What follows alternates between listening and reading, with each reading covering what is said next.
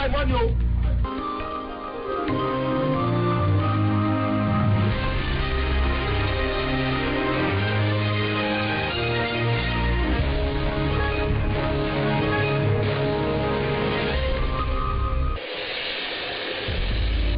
Between 3 nurses and a doctor, find out what matters in Clinic Matters. And I wonder what someone like you is doing with such a noble profession where so much courtesy is required. Can you attend to this woman? Because the nurse who has the pilot just gone in to prepare to test her temperature. He's not planning to tell his wife until the other lady delivers. He's not heartless. Is this our business if your husband impregnates another woman? The only problem I have is with people making silly and grave mistakes, especially in marriage. You are a nurse and not a marriage counselor. The jealous man that doesn't like sharing some of my personal effects with anybody. Women are not regarded as personal effects. Flirting time is over. Enemy of progress. If my husband comes and says, make her no work, I go quick to be fine.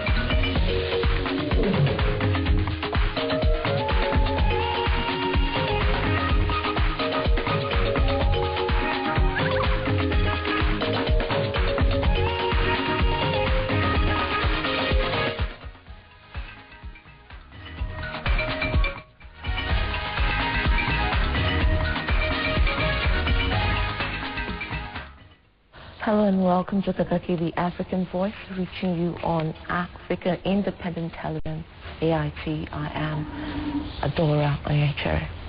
And I'm Senami Uhimakai. Very good morning to you out there. This morning, really good. Well, so you could join us to start as yet, indeed, and another week here on Kaakaki after what has been termed a black weekend.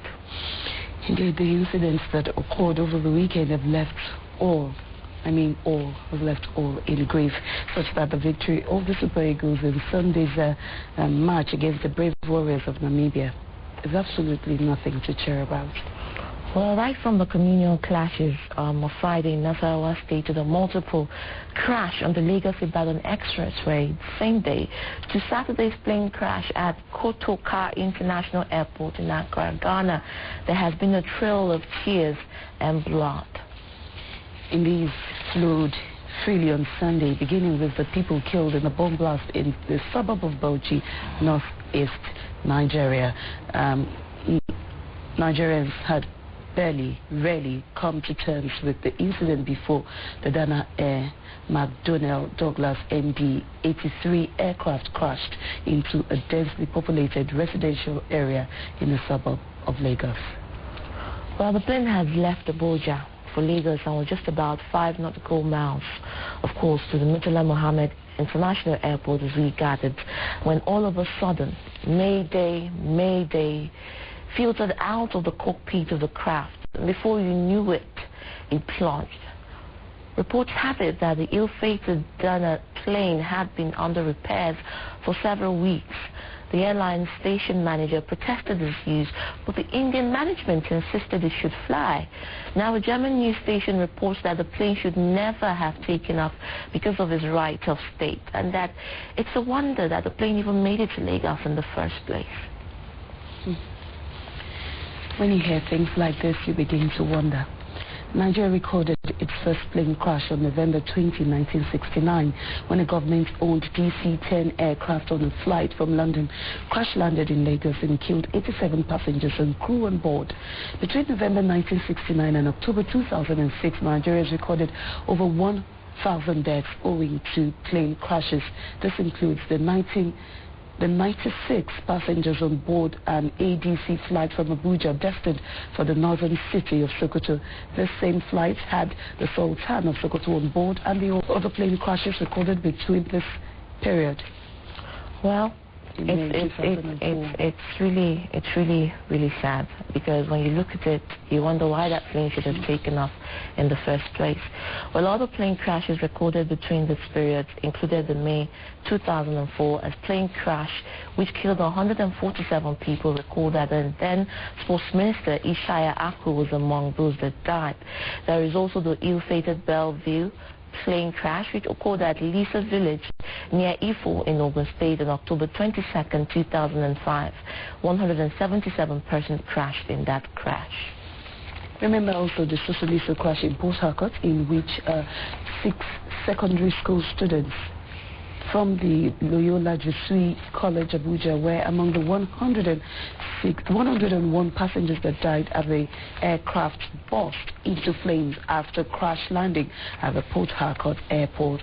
Then on March 15, 2008, a Beechcraft plane marked 5MJAR belonging to Wing Aviation crashed in the mountainous forest of Busi in Cross River State en route Obudu airstrip, killing the 4-man crew on board. Well, these are just a few among the so many plane-related accidents recorded in the country's aviation history. It's a wonder, then, that the African Airlines Association, in the period under review 1988 to 2007, ranked Nigeria as 5th among the 10 African countries with the highest air-related incidents. However, after the 2008 Beechcraft crash, there seemed a relative break in the frequency of plane crashes in the country until this past weekend, which recorded 2 crashes, 1 Accra and the 1 in Lagos. Several individuals have expressed shock over the crash. Notable among these is the presidency, which has postponed all public functions and declared 3 days of mourning for the dead. Well, some would say it is not enough to mourn the dead, but to get to the root of the crash, and I agree, and address any foul play. The government, through the Minister of Aviation, seems ready to do this, as it is, of course, carrying out a thorough investigation in this direction already. Well, here on Kaakaki, we shall take up the issues with a view to assist in the ongoing investigation to get to the root of the crash. Already there are allegations that the original owners, US-based Alaska Airlines, sold the 40 craft to Dana Airlines following a history of malfunctioning. And this we shall take up later on the interview segment along with other issues. But for now, in morning, let's get on with today's show by first taking the headline news. Stay with us.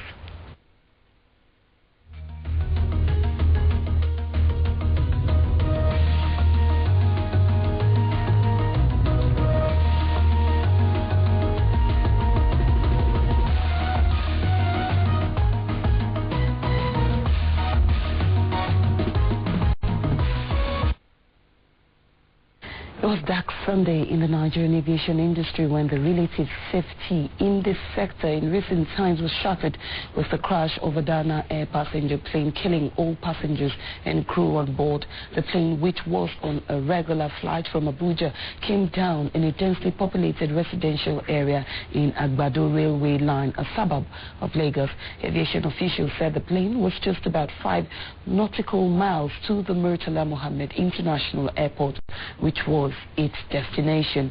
The Minister of Aviation, Stella Odua, in a news conference confirmed that all the 153 passengers on board the plane from Abuja died.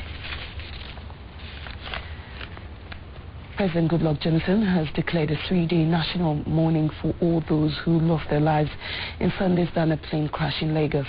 President Jonathan, who cancelled all his public engagements scheduled for Monday, also directed that the Nigerian flag be flown at half-mast for the 3 days of national mourning. In a statement signed by the presidential aide on media, Ruben Abati, the president also ordered full investigation into the crash. At least 10 people have been confirmed killed when a cargo plane landed and overshot the runway at the Kotoka International Airport, Accra, Ghana, on Saturday night. The Nigerian registered Boeing 727-200 series overshot the runway, rammed through an airport passenger bus as well as airport perimeters, fencing before coming to a halt. Airport officials who briefed the Ghanaian Vice President John Mahama, who arrived at the scene, later explained the rescue efforts and that the plane and its cargo had been secured. About 11 people have been killed, with scores of worshippers injured in a suicide bomb blast in a complex housing 3 churches in Yawa, a suburb of Bauchi State, the capital of northeast Nigeria.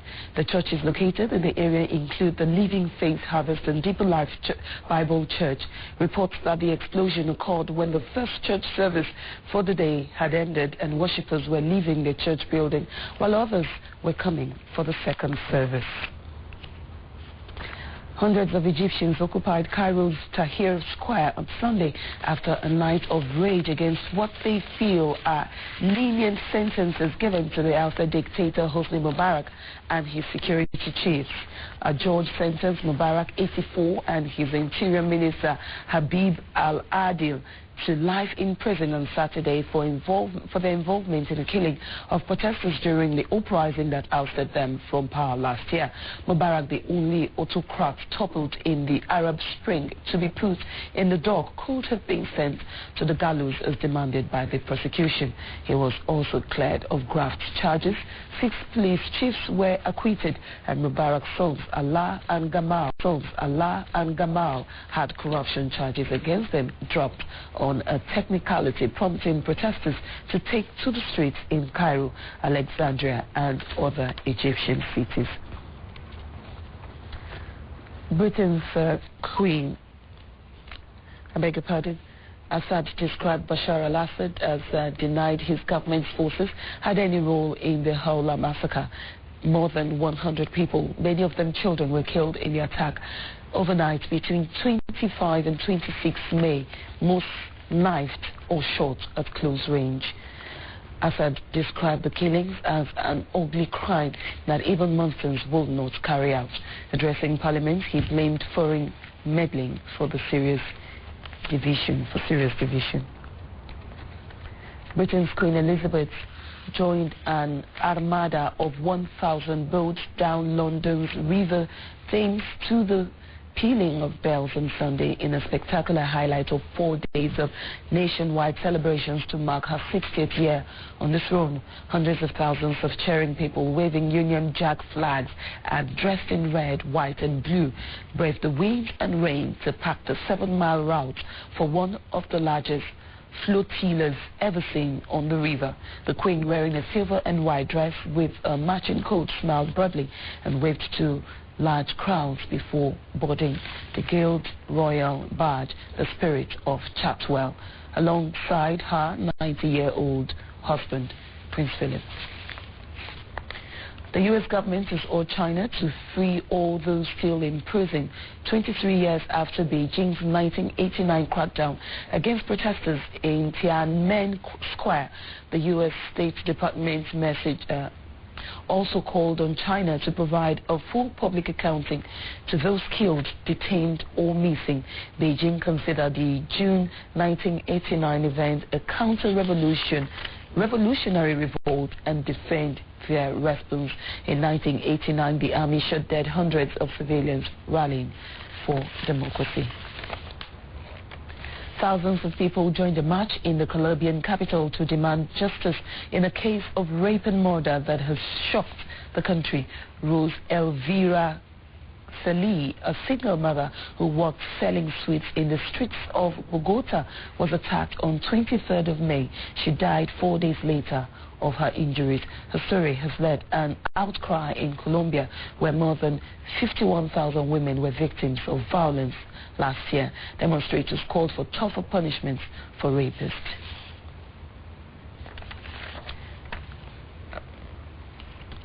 Kaakaki continues in a moment. Those are the headline news. Stay with us.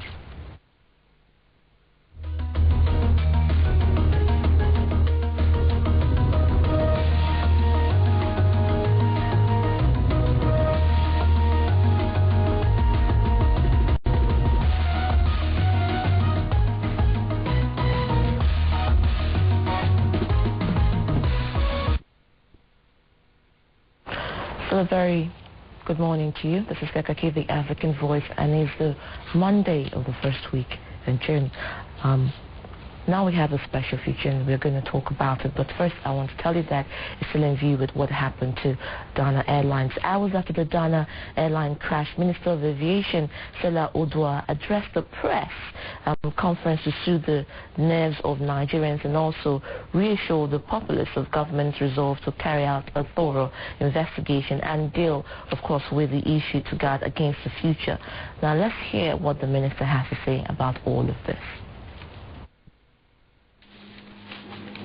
PM, local time, Dana flight 0992 from Abuja to Lagos declared emergency.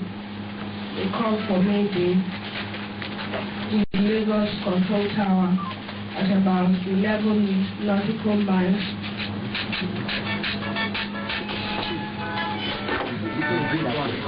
A minute later, the aircraft disappeared from the air traffic control radar. The flight was found to have crashed into residential building at a Jew area of Lagos with 153 passengers on board and 6 crew.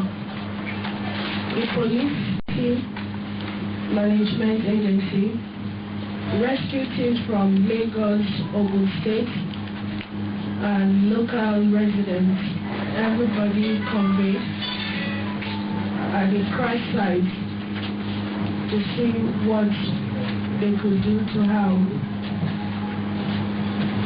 At this time, as I speak to you, no survivor has been found. May their soul rest in peace.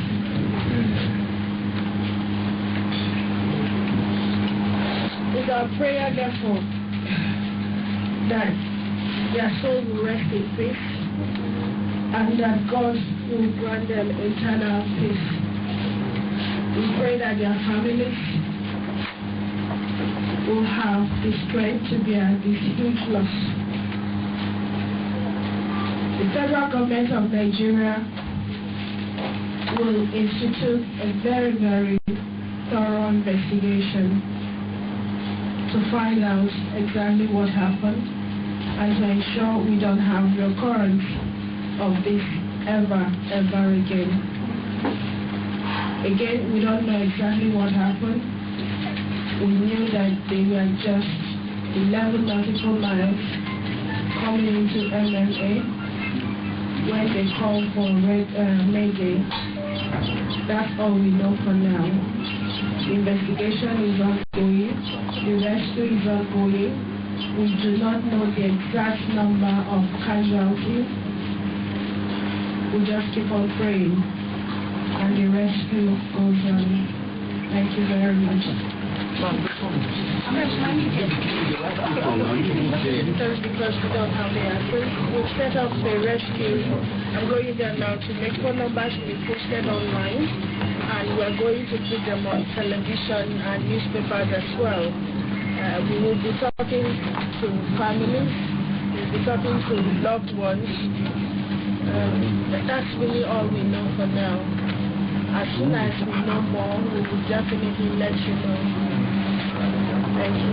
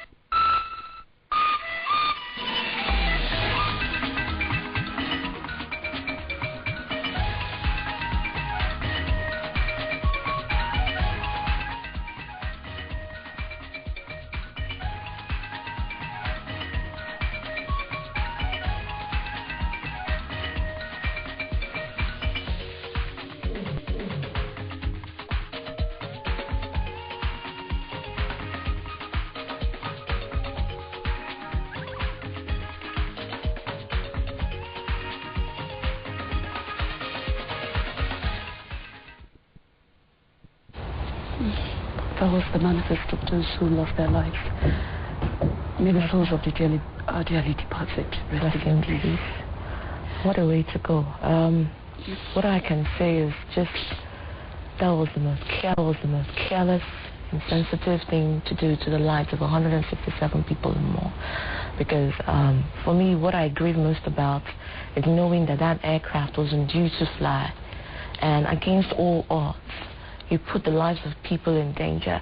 And you know, last week or 2 weeks ago, they seem to have had, landing gear problem in New York. And the flight was halted abruptly, and I thought that would be enough reason to actually put that plane away. And as it were, it was going under repair. For even 1 week, the particular aircraft was said to have been under repairs, and German authorities, those who were fixing the aircraft, did say that that plane had no business flying in the first place. But I guess for so many people, making money is more important than the lives of people. People have lost brothers, mothers, uncles, husbands, wives, children, and even an unborn child. A situation that should have been completely averted. And the government must bring everyone who's found culpable in this act, to book. So now, what amazes me is how they put the blame on Alaska Airlines for selling the 40 aircraft. Okay, assuming that is true, the airline is faulty, and you have seen that it's in total dilapidation. Why don't put it away and say, okay, for the sake of the lives of the passengers, even as it is, we talked about this last week, the aviation sector and what they're doing about such things, and we even talked about crashes. We brought it up, and this is what's coming. And what a coincidence that is happening in Nigeria and happening in Ghana.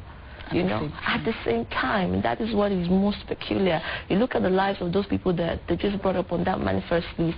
A woman pregnant with 3 children came all the way from the United States, my family friend, and this is the last that the husband will hear of them, because he's somewhere in America thinking the wife will come back. But I'm sure they've had the news, and pastors and wives, and you see the general of Olivia Jonoma. It's painful. Unfortunately, I worked with Olivia Jonoma a few years back when he was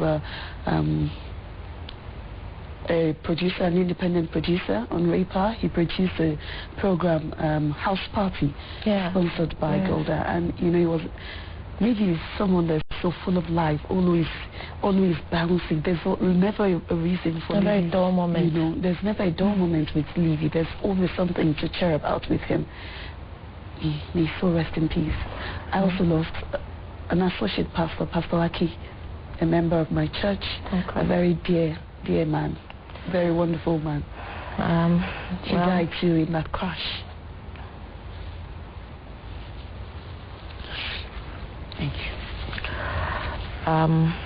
The one that my heart goes out to Victoria. I think she lost a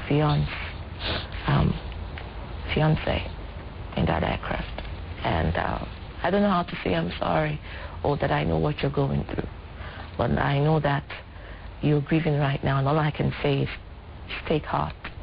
And to the rest of Nigerians and people in diaspora, I'm sure they must have heard this news and have people or family or friends or associates or friends, we say, may your perfect soul rest in perfect peace. At a time like this, all we can do is pray for the people who have lost people, and pray that Nigeria finds a solution to this menace of inadequacies. You cannot put people's lives in danger, and I do hope that those people are brought to book and the families of the deceased are awarded with all of this, given and paid for what they're going through. Damages have to come to book. And that's how I feel about it. But I do not know if my feelings make half of Nigerian people, but I do pray. Okay. I do pray. We pray that those who've lost someone, those who've lost people, that God gives them the fortitude, the strength to bear the irreplaceable loss. We, like Adora said, we can pretend to know what you're going through, but we do feel your pains. And we pray that you come out of this greater. All right, time now to go to the Villa.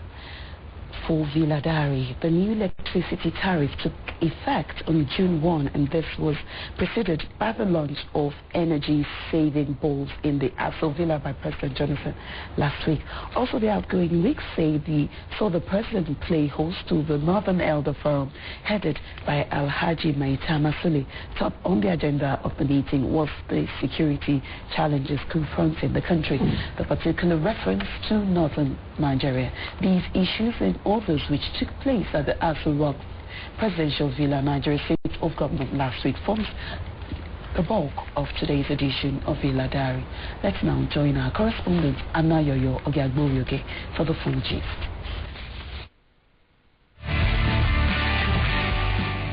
Welcome to this week's edition of Villa Diary. Nigeria's new electricity tariff got a boost last week at the presidency. The president personally unveiled the energy-saving bulbs for the use of the public. The bulbs will conserve energy and thereby save cost of electricity. The president made it clear that the efforts to make power available remains on course. So today we are formally launching this bulb that will reduce the cost of energy because we want Nigerians to pay very, very little. And I believe with the media people, then what you will see on the headline is that because Jonathan couldn't give Nigeria light, and that's why launching this energy. No, even if we have abundant power, we need. Two sensitive roads in Abia and Edo states came into focus at the Federal Executive Council meeting last week. The Nkporo Abriba Ohofia Road in Abia and the Ada Okere Okoni Amedokin Road in Edo State will cost about 5 billion naira. This particular section of the road, particularly from Adakere to Okoni and Amedoshan, is an area that has been ravaged by gully erosion, and in the past couple of years it was impossible to apply this particular road. But with this intervention of the federal government, the people in that part of the country, no doubt, will be very hopeful because as part of our ongoing effort to provide safer and better roads to Nigerians. The Zaria Water Scheme will benefit from the African Development Fund loan. The deal is worth $89 million. The Federal Minister of Finance will midwife the deal for Kaduna State government. The Old Zaria Water Works today provides about 60 million liters of water a day, whereas the city itself, because of the massive population growth, is now in need of at least 160 million liters daily. The Kaduna State government has been working on these water works and today sought the approval of the Federal Executive Council through the Minister of Finance for a loan from the African Development Fund. The Northern Elders were at the State House during the week due to the security challenges in the country. The group, led by former Nigeria's permanent representatives at the United Nations, Sule Maitama, was told to make available its recommendation for consideration. Spokesperson for the group, Professor Ango Abdullahi, laid bare to State House correspondents some of the issues that brought them to the villa. We are recommending that some of these reports should be visited or revisited so that some of the recommendations that have been well-meaning and well-made should be implemented, because without implementing some of these recommendations, we'll keep having a recurrence of some of these events. And some of these recommendations also in these reports did provide for sanctions, for punishment and so on, to deter sort of events. But without attending to some of these reports, we'll continue to encourage those who are instigating these crises to continue to do so, because sanctions are not applied. Another group that visited the presidential villa was the Catholic Bishop Conference of Nigeria. The body had held a 2-day prayer pilgrimage in Abuja to intercede in the terrorist activities in the country. Reverend Ignatius Kayigama had bemoaned the injustice being faced by Christians in northern Nigeria. It is a terrible distraction that Nigeria the great country that we are always suffering terrible embarrassment from different quarters. So we are so optimistic that God helping, there will be an end to this. We have prayed and asked God to intervene decisively to change the hearts of these evildoers, to touch their hearts. Let them see our common humanity.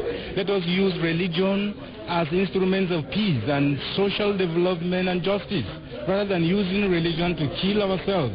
Other nations are progressing technologically, scientifically, making lives better for their people, and here we are killing ourselves in the name of religion. The Southwest governors were not left out in the consultation with the presidency on how to turn on the wheel of governance.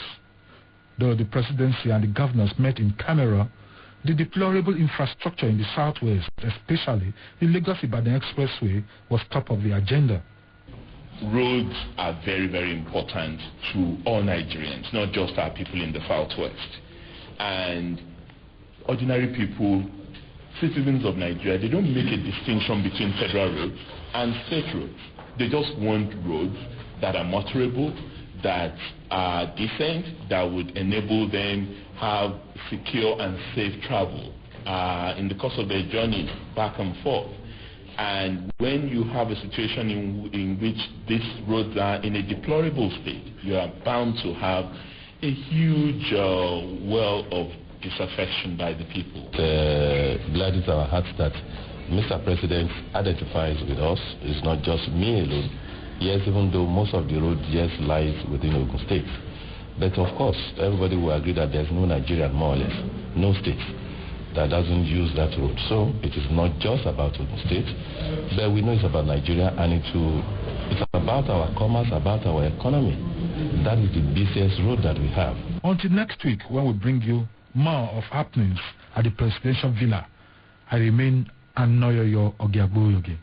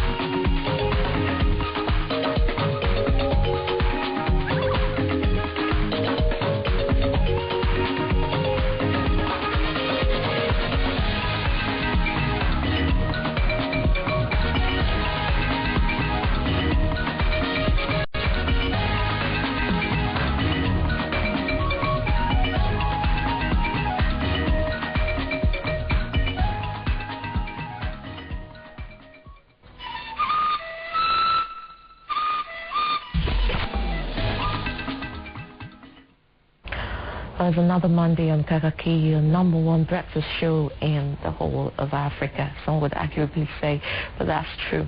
Well, good to go to Ethiopia now as one of the countries in Africa. And Ethiopia is one of the oldest countries in Africa, situated in the Horn of Africa. The country houses some of Africa's finest wildlife, some which can be found, of course, in the country alone. Now, in this special feature, we take you on the ride to Ethiopia to enjoy its rich flora and fauna. Join us.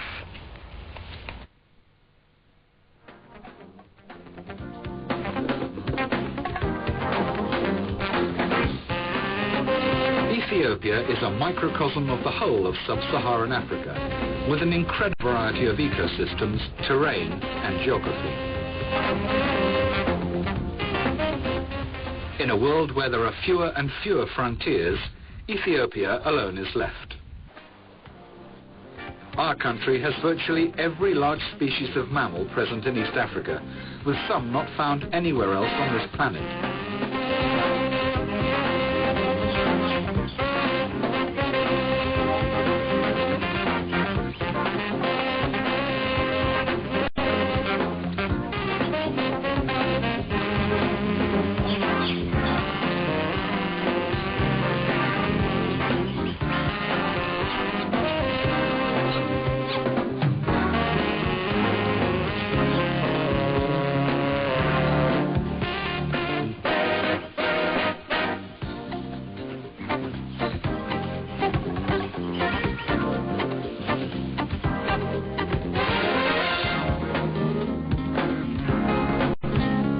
And our bird population has a catalogued 835 species, 26 of which are unique to our land.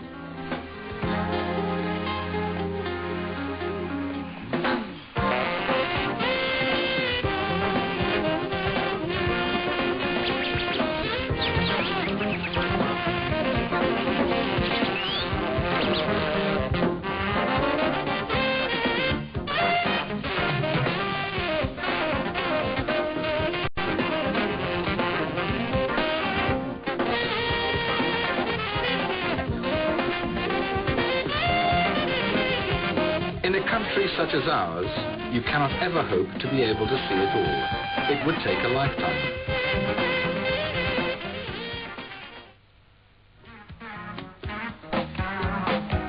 But stay a while. Look around. We think you'll find that you'll return.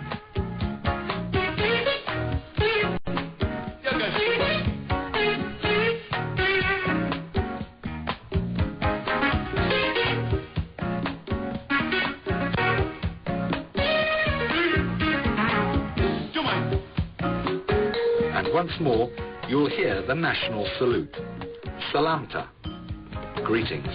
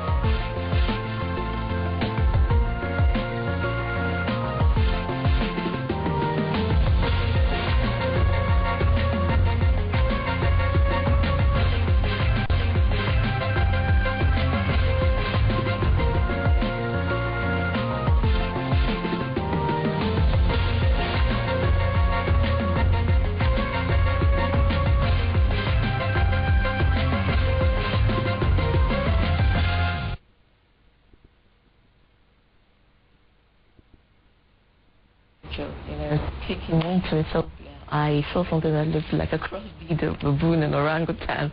I'm not really sure which one is it, but it's wonderful to know that a country is particular about still capturing the essence of their wildlife. Yes, indeed. Coming to Nigeria, it leaves me speechless because I hardly see any. In fact, some countries you walk, you see monkeys waving at you and you'll be waving back. Places like South Africa in some suburbs. But I wonder how far Nigeria has gone in preserving wildlife here, except like a few places like Yankari Game Reserve. But yes, I worry if our zoos still exist. We have a zoo here in Abuja somewhere in Garki. I remember my kids going on an excursion to. Well, we do have a zoo, even though, it doesn't have as many animals as you would expect it to have. The kids still did have a good time, going into that zoo. But one thing that really, tripped me, like we say, is the fact that, there's some animals that are found only in Ethiopia. You can't find them anywhere else. And that's a major boost. That's a major advantage, a major edge for Ethiopia's tourism sector. Yes, and, one of my favorite animals, I do not know why, is the elephant, because it is only such an animal can have such a great ornament, the tusk, and it's been hunted, it's been killed, it's been abducted, if you can use the word, for just that one thing, both by Indians, China, Africans. And sometimes when I walk in, I have a phobia for people who wear furs. I know it sounds really petty, but I wonder. It is far from petty. I wonder why people will kill animals, and use their furs for jackets. Even if you didn't participate in the killing, it means you promote it. I guess you're right. Animal protection, that's what Adora is preaching this morning. All right. Right now we will go talk about entertainment for now. And I think that is in view. Animals and entertainment. Do we still have tourism and entertainment, they go hand in hand. All right. Now let's take you into the world of entertainment or natives. Nigerian music twin duo P Square signed a never-recorded deal with the world's famous record label, the Universal Group. Also on this edition of ET, the Akbako master Terry G reveals the identity of his better half. Enjoy the package.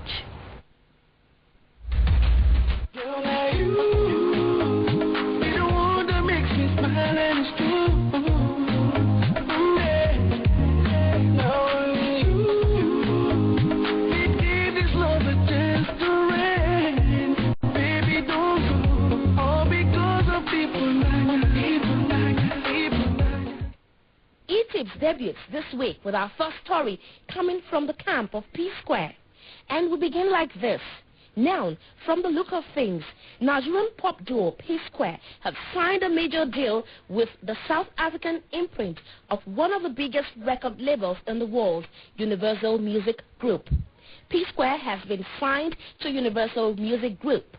Baba God has done it again. Peter Okoye, one half of the popular twin pop duo P Square, disclosed on microblogging website Twitter some days back. According to reports, the signing took place in the city of Johannesburg, South Africa. The brothers have been heavily linked with Akon, who announced in December 2011 that he had signed the twin onto his Convict music label as African representatives. Universal Music Group is the parent company of Akon's Convict Music and Con Live distribution labels. Universal Music Group, founded in 1934, is an American multinational music company and one of the big 4 record companies in the world. But as is the norm in music business, Universal Music SA is a South African company distributing in that country and environs. The deal with P Square, we are told, is a South Africa distribution deal covering past and current P Square catalogs. Rapper and songwriter Eva has been confirmed by LD the Don, the CEO of Tribe Records, as a new signing for the company. LD took his Twitter account early on Wednesday, May 30th, 2012, to announce this new edition, saying, "Good morning, you all. Join me as I welcome Eva Lodaya, the newest member of Tribe Records." With her new track, I Don't Did It, and high video, Eva is definitely enjoying her time, pulling crowds across the state, especially at the recently held King of Comedy show. To confirm the story, Eva, who is currently pushing her new video, Hi, took to her Twitter line saying, "Wow, I had to go through 13 record deals to finally get here. Did I say yes to the 14th? Yes, I'm happy. Oh yes." She is yet to respond to calls at the time of writing. Just 2 months ago, Nigerian Entertainment Today had named Eva one of the top 12 upcoming rappers to watch.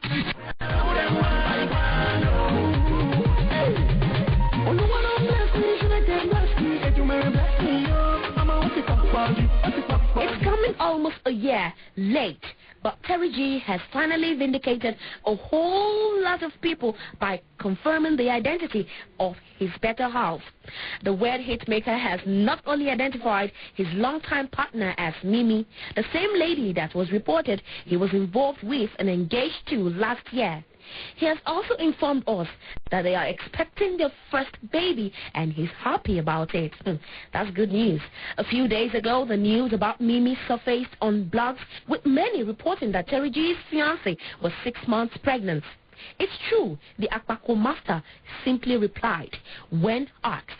On September 5, 2011, the lovebirds traveled to Benin with few friends and family members for a traditional marriage ceremony that caught Teriji's friends by surprise. And when asked if the couple already know the child's sex, Teriji said, "We don't know yet, but I pray to God for a boy." The TGP Entertainment boss has been releasing a series of singles as he gears up to drop his anticipated Lucifer mixtape.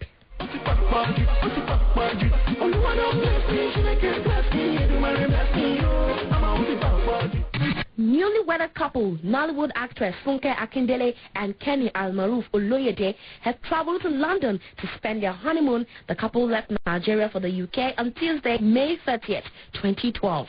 While in the UK, Akindele will also make an appearance at the upcoming Wizkid concert at the HMW Apollo Theatre on Monday, June 4, 2012. See ya. Kashia dear, Akindele replied when a fan tweeted about expecting to see her at the HMV. The celebrations of May 29 have come and gone, but It Is Today takes a look at the entertainment industry under President Goodluck Jonathan's 1 year in office. Though coming a week after the celebrations, we are still obliged to uncovering the depths of Nigeria's showbiz industry in 1 year. And guess who spills his review? The Prince of the Niger Delta. I'd like to congratulate this administration for clocking 1 year of effective leadership. Prior to this time, entertainment has always been viewed as something, as an addendum. It is viewed as something for the dropout, for the retrogressive of society, for the ragamuffins. But it has gone beyond that. The entertainment industry has become a major part, not just an integral part, a major part of the GDP of governments and the GDP of most of the established countries of the world. And so it is no more a thing for the dropouts. It has become a major part of the economic planning of countries.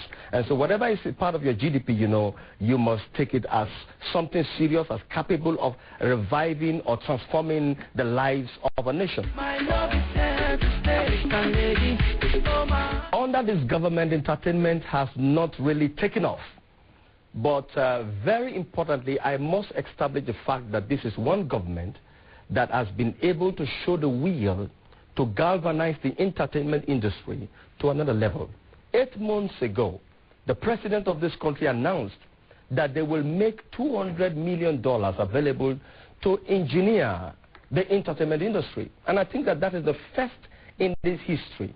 The will has been there. I have not been able to access that fund. And I don't think that the entertainment practitioners have been able to access the funds. But the basic fact remains that for the first time, a government has seen the entertainment industry as a vibrant sector that must be encouraged, that must be invested on, and that proper government will must be put in place to make sure the industry grows from where it is right now. And I think that that is major. And besides that, for the first time in the history of our country, an agency of government, especially or specifically the Ministry of Niger Delta Affairs, was able to go around the Niger Delta to encourage youths that have entertainment talent. We went from state to state. Incidentally, I was involved. The industry is not an industry as it were. It is an amorphous group of people. It is still an industry where there is a survival of the fittest. There is no structure. There are no recording companies that are signing on people. There is no egalitarian environment where people who have giftings can be developed to the fullest. And I think that the issues of piracy and the infiltration of the rights and copyright capacities of people have remained the endemic maladies that have affected our development as an industry. And that's why I have always said that we don't have an entertainment industry. We have a young couple of people who have gifts, who are trying to survive, who just want to try their luck in the industry. And so we don't have a structure. There is government must go beyond attitude and begin to enforce most of the wonderful initiatives that they have introduced in this time.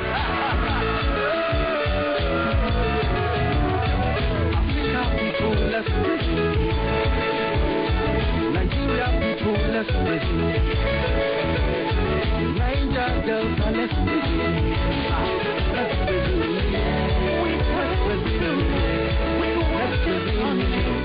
that sums up our special package today on E-Tips. Bye.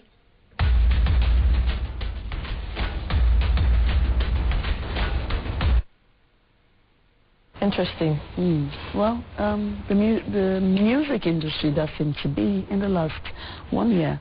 I was waiting to see the movie. Definitely. The arts, the culture, theaters and all of that. Okay, maybe the producer will bring us all that later on. And of course, Shemaiah also being a new dad, just had a baby girl, Emmanuel. Oh yeah, and that's fantastic. When you see Terry, you don't see what they call the husband material, but he's getting married anyway, even to Maya. But anyway, good for you guys. I think what amazes me, him saying he's going to marry his baby mother eventually, and she deserves it because she's a wifey material. I wonder how he knows what a wife material is to Maya himself. But anyway, Adama is standing by. Good morning, Adama.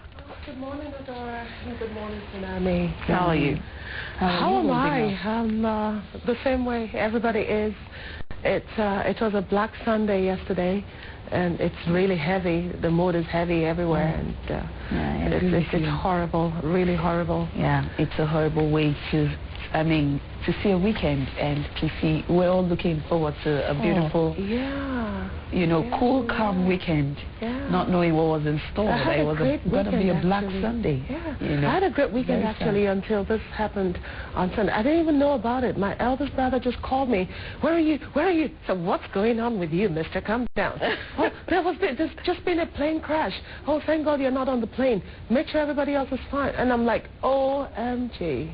Plane left Abuja to go to I know somebody who was really upset he did not get on that plane, really we angry. Have someone on really our staff, we have an AIT person who went to buy and told him, sold out, except if you're going to buy business class for 45,000. And he says, no, I'm not going to buy business class for 45,000. And he went and flew another plane, only to land in Lagos and be told that the plane of choice had crashed. And for a while now, Dana Air has been, has prided itself as one of the safest airlines in Nigeria today. A lot of people will say, okay, I'd rather fly Dana. Credibly safe. They're credibly, well, safe, in quotes, but compared to, it's been quite... I think it takes a lot for the airways to be safe. It's both the ground, the air, the plane itself, everything, the staff and all that. And Nigeria is such a defective system. The system is defective, and I'm being very kind by just saying defective. And it's in every sector of our lives. It's so defective. And the aviation industry cannot be different. You can have a good apple in the midst of rotten apples. If the apples are rotten, they are rotten. You have to throw out the entire basket, clean up, and pick fresh ones. That's just what it is. I'm just really not in the mood to give you any help tips. I'm so sorry. I had to come because I had to come to work. This is what I do, get up early morning and come all the time because but what I really want to talk about is how aircrafts could be healthier and how we could avoid this kind of senseless death of very, very, very productive people in our country. Yes, I agree with you. Dora, recently we had just a few days back, I think Thursday last week, we discussed the aviation industry, and one thing that they have prided themselves is, in the last 2 years, we must, say that indeed the Ministry of Aviation has been, trying to put things in order in the aviation industry. So to speak. Well, we've seen some work going on in the Abuja International Airport. The local wing of Abuja Airport has been shut down for a while. A lot of places. I really know. Adora, we have to at least say, I'm not saying, I'm not holding it for them. I'm not saying that they've done everything that they need to do.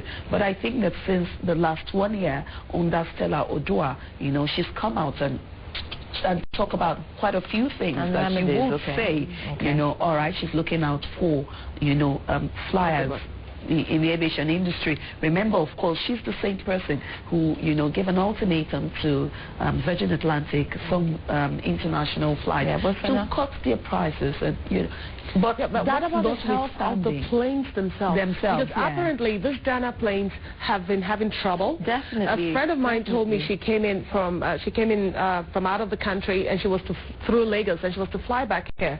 She was on a Dana plane. 3 of the planes were grounded.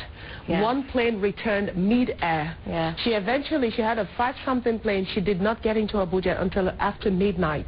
And Adama, what was really scary was that about 2 weeks ago, the plane was, halted mid-air in Uyo because it had landing gear problems. The same plane.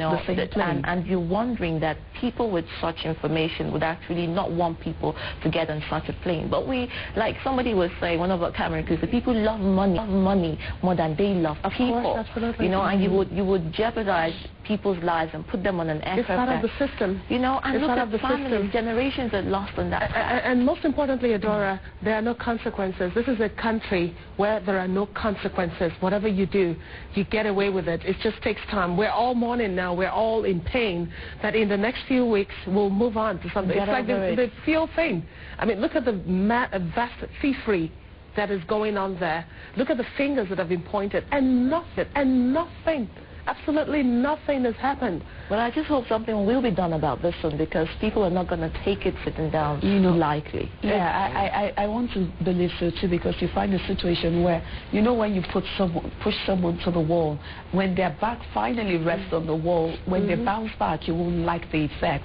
Like, you won't like what you will see. The monster in people needs to come out. If something like this, if things like this are not caught, there's so much people can take really at that. But they should really address this, because everybody flies commercial planes. Governors, ministers, whoever you are, we all fly commercial planes. It could be anyone. Or not. Well, it's the same. It could be any of us on that plane. It could have been any of us very easily on that plane that crashed. So, well, whoever is responsible, we want to see heads roll. We want to see things done differently. We want to see people named to take responsibility for this. We want to be appeased by action and what's going to happen. So, Honorable Minister Stella Odua, I hope you're listening to this, and you're really going to be a tough lady that I know you are, the competent, tough lady I know you are, and make sure that people are punished and structures are put in place to ensure that this kind of things do not happen again. Sorry I didn't give you any health tips, but health tips, try and see if the plane is healthy before you get on the plane. And health tips, those of you who, doctors of the plane, try and make sure you maintain very healthy planes. And if the plane is a baba and retired, send him to a retirement home or bury him, let him go and rest in peace. And yeah, grief. So now, you should remember what I said to you about grief. Try to process it. Try to write down your feelings. Try to come in terms with your feelings. Try to talk to people and all that. Don't bottle it up. It's horrible. I don't want to say that as if I knew there was going to be a national grief. That's horrible. I didn't anticipate this when I was talking about grief. It's really, really just horrible. But we're all grieving, and our hearts are with you. And on that note, I guess I just have to leave you ladies alone to keep dealing with it. You're so brave. I mean, holding up and doing this. Okay, I fell apart. But I think it's in view. Well, what's stronger now? The show goes on. That's showbiz. The show has to go on, yeah? Yes. No matter what, the show has to go on. All right.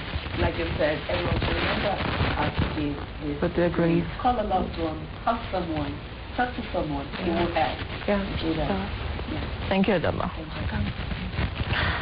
Well, talk about someone people can take. I think that calling 3 days, taking 3 days off for mourning is not enough, by the federal government. It's a step in trying to, People will mourn normally, but that's not the action that we need. We don't need you to tell us to take 3 days off to mourn, because definitely we all have... People will mourn, definitely. Definitely. Action. The executive to do is action. We need those who are culpable, but to book. Those who have no business flying that plane and letting it go, carrying 160-something passengers and crew on board. They must. You know, so now the thing is, people speak about management, and it's preposterous because Adama just said heads must rule, and I think it should start ruling about now. But anyway, we're still talking about Africa because, you know, we went to Ethiopia and, of course, came back to Nigeria on the E-tips. We will not be going there straight, but we will go there at some point. We'll take a break, and we'll be right back.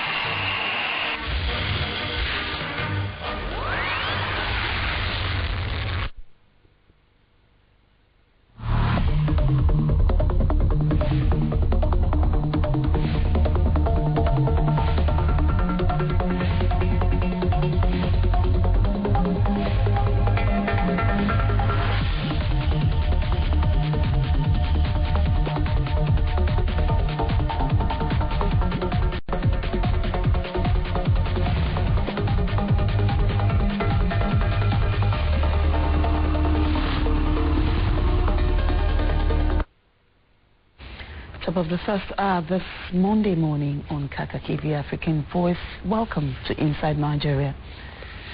It was a dark Sunday in the Nigerian aviation industry when the relative safety in the sector in recent times was shattered with the crash of a Dana Air passenger plane, killing all passengers and crew on board.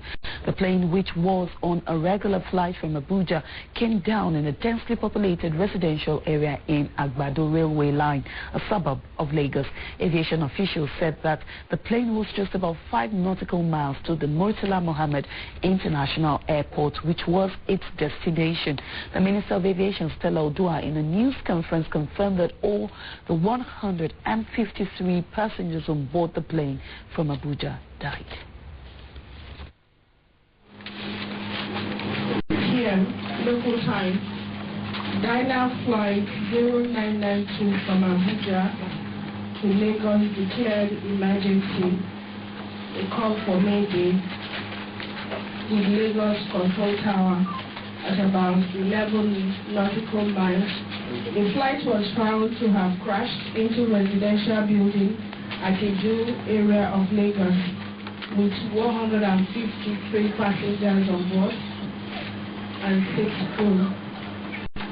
The police, National Emergency Management Agency, rescue teams from Lagos, Ogun State, and local residents, everybody conveyed at the crash site to see what they could do to help. The federal government of Nigeria will institute a very, very thorough investigation to find out exactly what happened and to ensure we don't have the occurrence of this ever again. Again, we don't know exactly what happened. We knew that they were just 11 nautical miles coming into MMA when they called for Mayday. That's all we know for now. The investigation is ongoing. The rescue is ongoing. We do not know the exact number of casualties. We just keep on praying, and the rescue goes on. Thank you very much. We will be talking to families, we'll be talking to loved ones, But that's really all we know for now. Of the plane's manifest shows that about 10 passengers were in the business class while the rest were in the economy class.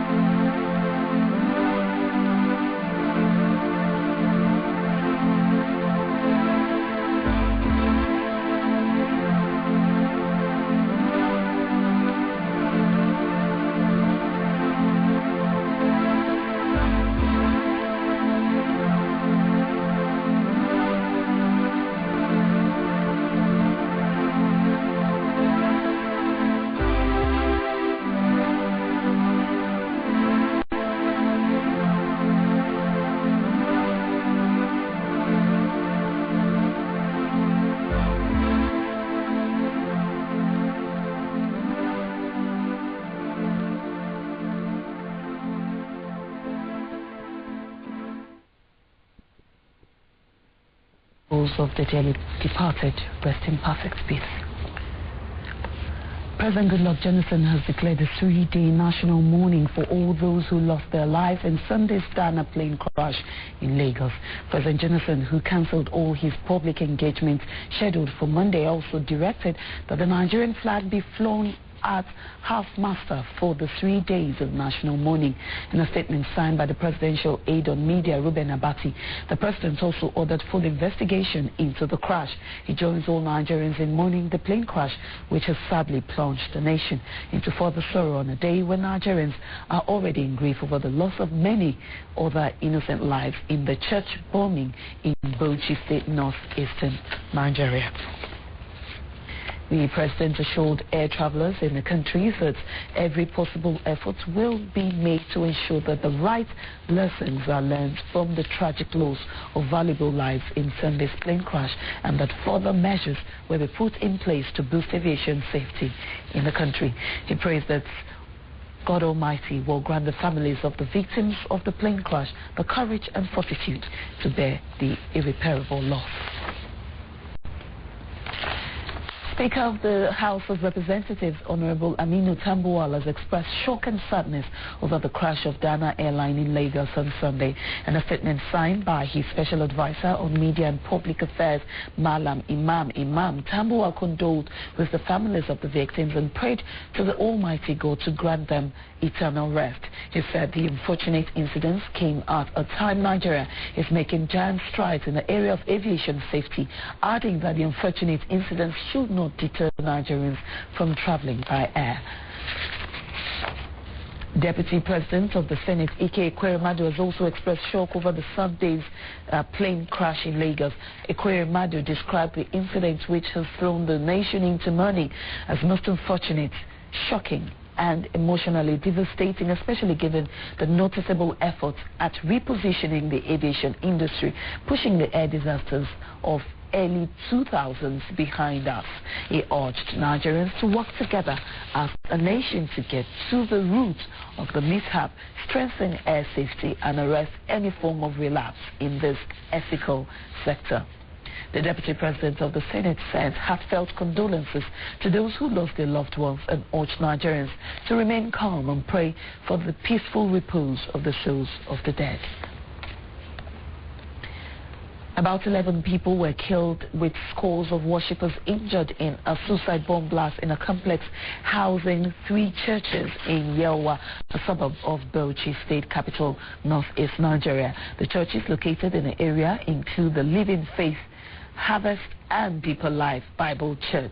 AIT Service reports that the explosion occurred when the first church service for the day had ended and worshippers were leaving the church building, while others were coming for the second service. Eyewitnesses also confirmed that most of the casualties had been evacuated to the hospital when AIT crew arrived at the scene of the blast. Meanwhile, the police have confirmed that a suicide bomber carried out the Sunday morning attack in Yelwa, a suburb of Bauchi Metropolis, where 11 people, including a mobile police and civil defense officer, were killed in an attack apparently targeted at the churches. AIT Service have also reported that another bomb planted to blow up the only bridge linking Yelwa city center was intercepted and detonated by the police anti-bomb squad. Governor Isa Yuguda has also condemned Sunday's incident, describing the attackers as cowards. President Goodluck Jonathan has expressed sadness over the killing of Nigerians in a terrorist attack on a church in Bauchi State, northeast Nigeria on Sunday. President Jonathan conveyed condolence to the families of those who lost their lives in the bombing and directed federal medical and emergency services to do everything possible to assist the survivors. The president urged Nigerians not to be disheartened by the attack, but rather there has been significant reduction in the frequency of such attacks in recent weeks, which he said is clear indication of increased effectiveness of measures put in place by Nigerian security services to combat the evil of terrorism. President Jonathan assures Nigerians that the armed forces and security services will continue to implement proactive counter-terrorism measures and intensify efforts to totally eradicate the scourge of mindless terrorism from the country. That's Inside Nigeria. Kaakaki will continue in a moment. When we return, it will be time for our interview segment. Just stay with us.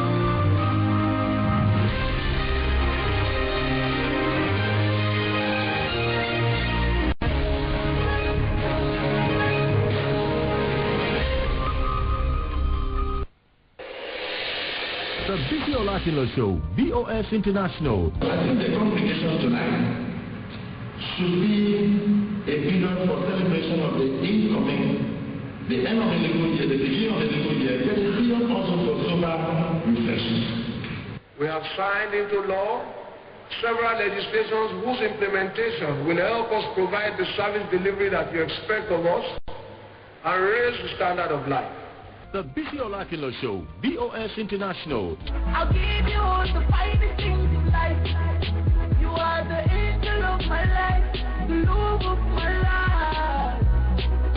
I love my baby, that's my baby. I will treat my baby right. Words all over the world have made the Bisi Olakilo Show, BOS International, the first choice on their TV dials every week. The Bisi Olakilo Show, BOS.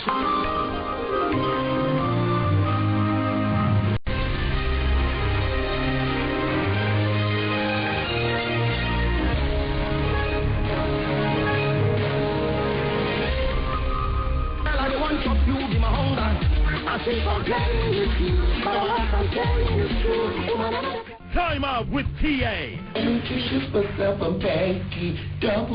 It's also a party. Look, see, I know they got no longer, so I want friendship way longer. With me today, tomorrow I'll be stronger. Time out with TA. It's the variety comedy show everyone is talking about. Catch your favorite celebrities on Wine with TA. It's refreshing, revealing, and ridiculously hilarious. Stay with me, dear, with me, cause you love me, I will be your... Time out with TA.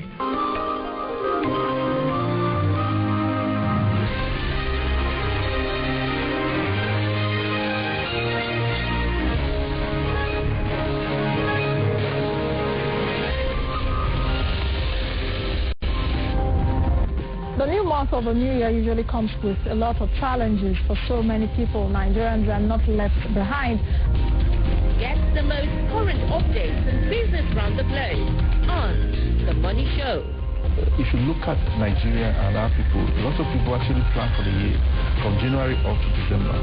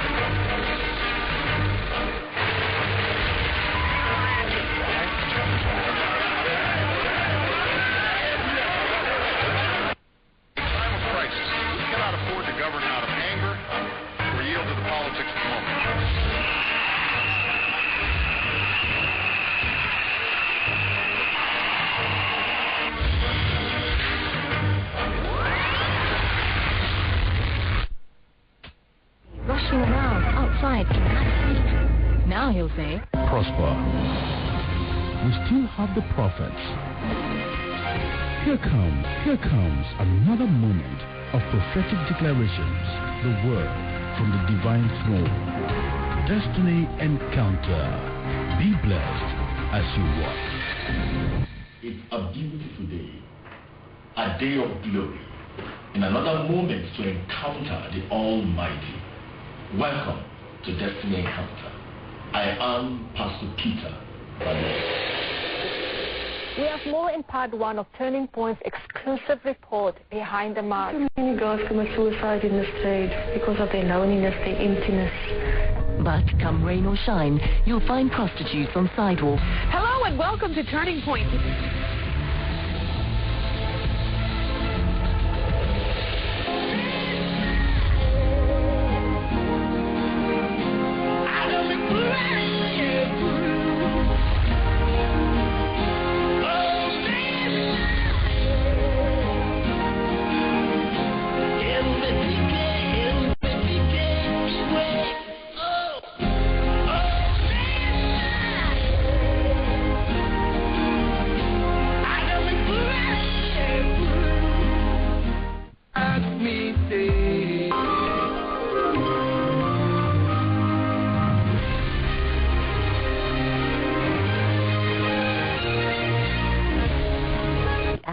Voice, and we are over to the interview segment. But just before we go straight into the interview segment, we want to take another walk into the inside on what the minister's speech was all about regarding the Dana air crash. And of course, hours after the Dana airline crash, the Minister of Aviation, Stella Odo, addressed a press conference to soothe the nerves of many Nigerians and also assure the populace of government and the government that is doing all it can. So let's take a look and see how she, tells us a story on how they intend to deal with this and the investigation thereof. Here, local time, Dyna Flight 0992 from Abuja to Lagos declared emergency. A call for Mayday with Lagos Control Tower at about 11 nautical miles.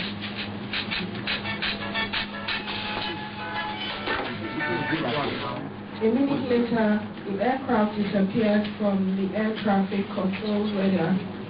The flight was found to have crashed into a residential building at the Jew area of Lagos with 153 passengers on board and 6 crew. The police, National Emergency Management Agency, rescue teams from Lagos, Ogun State, and local residents, everybody conveyed at the crash site to see what they could do to help. At this time, as I speak to you, no survivor has been found. May their soul rest in peace.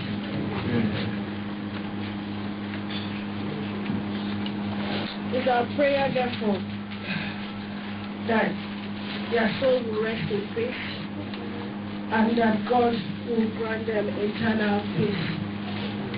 We pray that their families will have the strength to bear this huge loss. The federal government of Nigeria will institute a very, very thorough investigation to find out exactly what happened and to ensure we don't have the occurrence of this ever again. Again, we don't know exactly what happened. We knew that we are just 11 nautical miles coming into MMA when they called for Mayday. That's all we know for now. The investigation is ongoing. The rescue is ongoing. We do not know the exact number of casualties. We just keep on praying, and the rescue goes on. Thank you very much. Because we don't have the answers. We've set up a rescue. I'm going there now to make phone numbers will be posted online, and we're going to put them on television and newspapers as well. We will be talking to families, we'll be talking to loved ones. That's really all we know for now. As soon as we know more, we will definitely let you know. Thank you.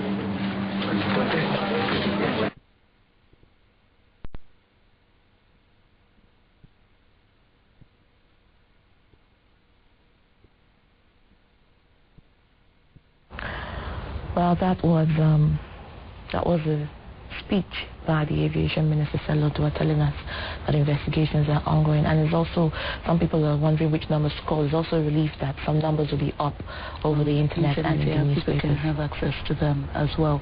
Of course, she said that investigations are going to be on the way to ensure that something like this never ever happens again. We hope they're able to achieve that.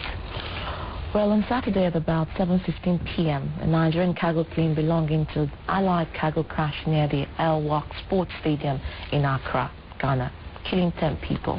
The plane crashed after it overshot the 9-way of the airport in Accra and ran into some vehicles packed close by. Nigerians were yet to come to terms with the shocking news of Accra plane crash when on Sunday at about 3:30 p.m. in Iju Ishaya on the outskirts of Lagos, a Dana airplane from Abuja crashed into a densely populated residential area, killing over 150 passengers and crew aboard the flight. The ill-fated Dana plane had been under repair for several weeks. In fact, sources say the airline station manager protested its use, but the management insisted that the plane should fly. A German news station reports that the plane should never have taken off because of its bad state, and that it remains a wonder that the plane even made it to Lagos in the first instance. Now, if you think about it, is troubling because, and perhaps you have not heard the allegations surrounding the aircraft. The original owners, U.S.-based Alaska Airlines, sold it to Dana Airlines on February 17, 2009. According to information from Aviation Safety Network, the ill-fated aircraft was acquired by Alaska Airlines in November 1990. On November 4, 2012, the aircraft developed faults in flight and had an emergency diversion owing to smoke and electrical smell in the cabin area. 4 years after, the aircraft was again evacuated after landing at Long Beach, California, due to the same problem of smoke in the cabin area. The plane was thus put out of use and packed on August 21st, 2006. On September 11, 2008, the aircraft underwent maintenance and was eventually sold to Dana Airlines in February 2009. Imagine that. Now, if these allegations are substantiated, why would Dana buy off an aircraft with such a history? Was there a check by the authorities to ascertain the health of the aircraft before entering the shores of Nigeria? What about the management's insistence that the craft should fly after the airline station manager had protested its use? These are just some of the issues that have arisen, and we will take up with our guests today. Well, in joining us for the interview this morning, we have Pastor Osai, who is in our studio. Good morning, sir. You're welcome to Kaakaki this morning. And we also will be having the Lagos studio join us later, and of course, be a part of the interview. But let's first of all start. What was your expression? What did you feel when you got the news of this air crash involving Ghana? It was really a black day for Nigeria. A sad day. It's really unfortunate. I had to lost about 153 Nigerians. Okay. Who died in the infected aircraft. Okay, I'll hold you in that frame of thought. I think we will take a break and we'll be back shortly just to resolve some technical issues. We'll be right back. Stay with us.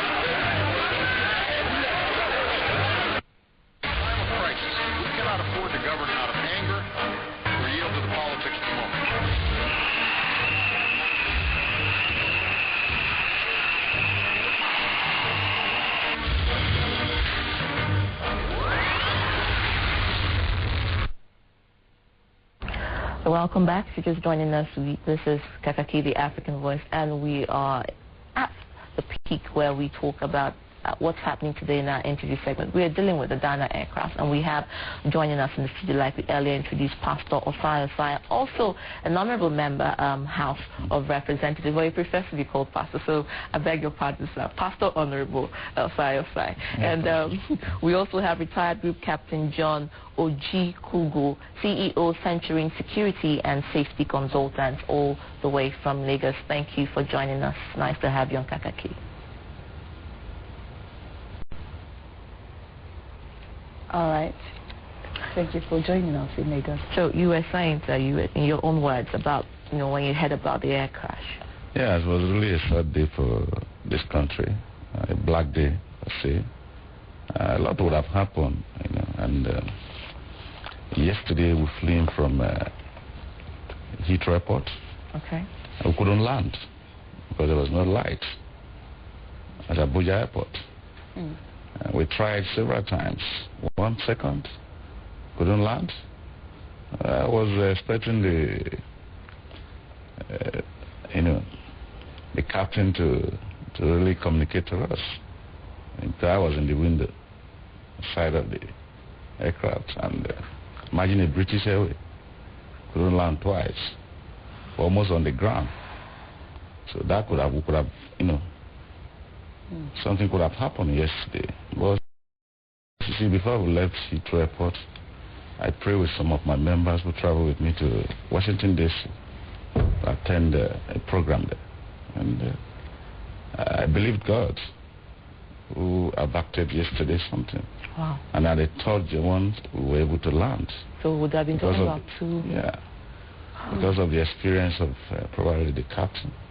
Wow. Okay. So thank God for the experience of the captain. Yes. God forbid we could have been talking about two crashes. Yeah. All right. So let's go to Lagos now. We have retired Group Captain John Ojikugu in Lagos. Retired Captain, you did hear of a German news station that reports that the ill-fated Dana plane had been under repairs for several weeks, as you probably also heard in our introduction. And the station manager of Dana insisted that that plane shouldn't have flew, but the management of Dana insisted, and then the plane flew. What's your take on this? What do you think should happen from here? To permit me, let me just quickly condole the families of the victim of the accident that happened yesterday. As at yesterday, by the time the news came, before the news came, I was thinking about the one that happened at Accra, and we've not been able to digest the reason properly when this one just happened, when I had a call from Ikeja. For the meantime, I do not want us to speculate. I do not want us to speculate on the airworthiness of that aircraft. For one thing, the air crew themselves should be able to certify that the aircraft that they were being given before they entered that aircraft was, as at that time, serviceable. As at the time they took that aircraft to fly yesterday, that aircraft must have been presumed to be serviceable, and they will have signed their logbook before they took that aircraft. But just like any accident, whether it is a car, whether it is an aircraft like we have just seen, whether it's a ship, an accident will always happen at a particular time. But my worry is the way we have been handling.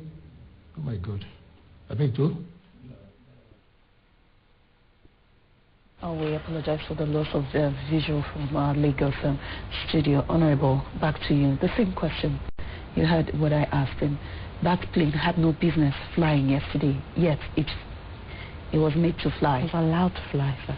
Yeah, it's really unfortunate. In this country, we do not supervise very well. I think it's an issue of supervision. Because if our various ministries and agencies are playing their role, just like what the captain is trying to say, that plane has no business flying. We have witnessed such things several times.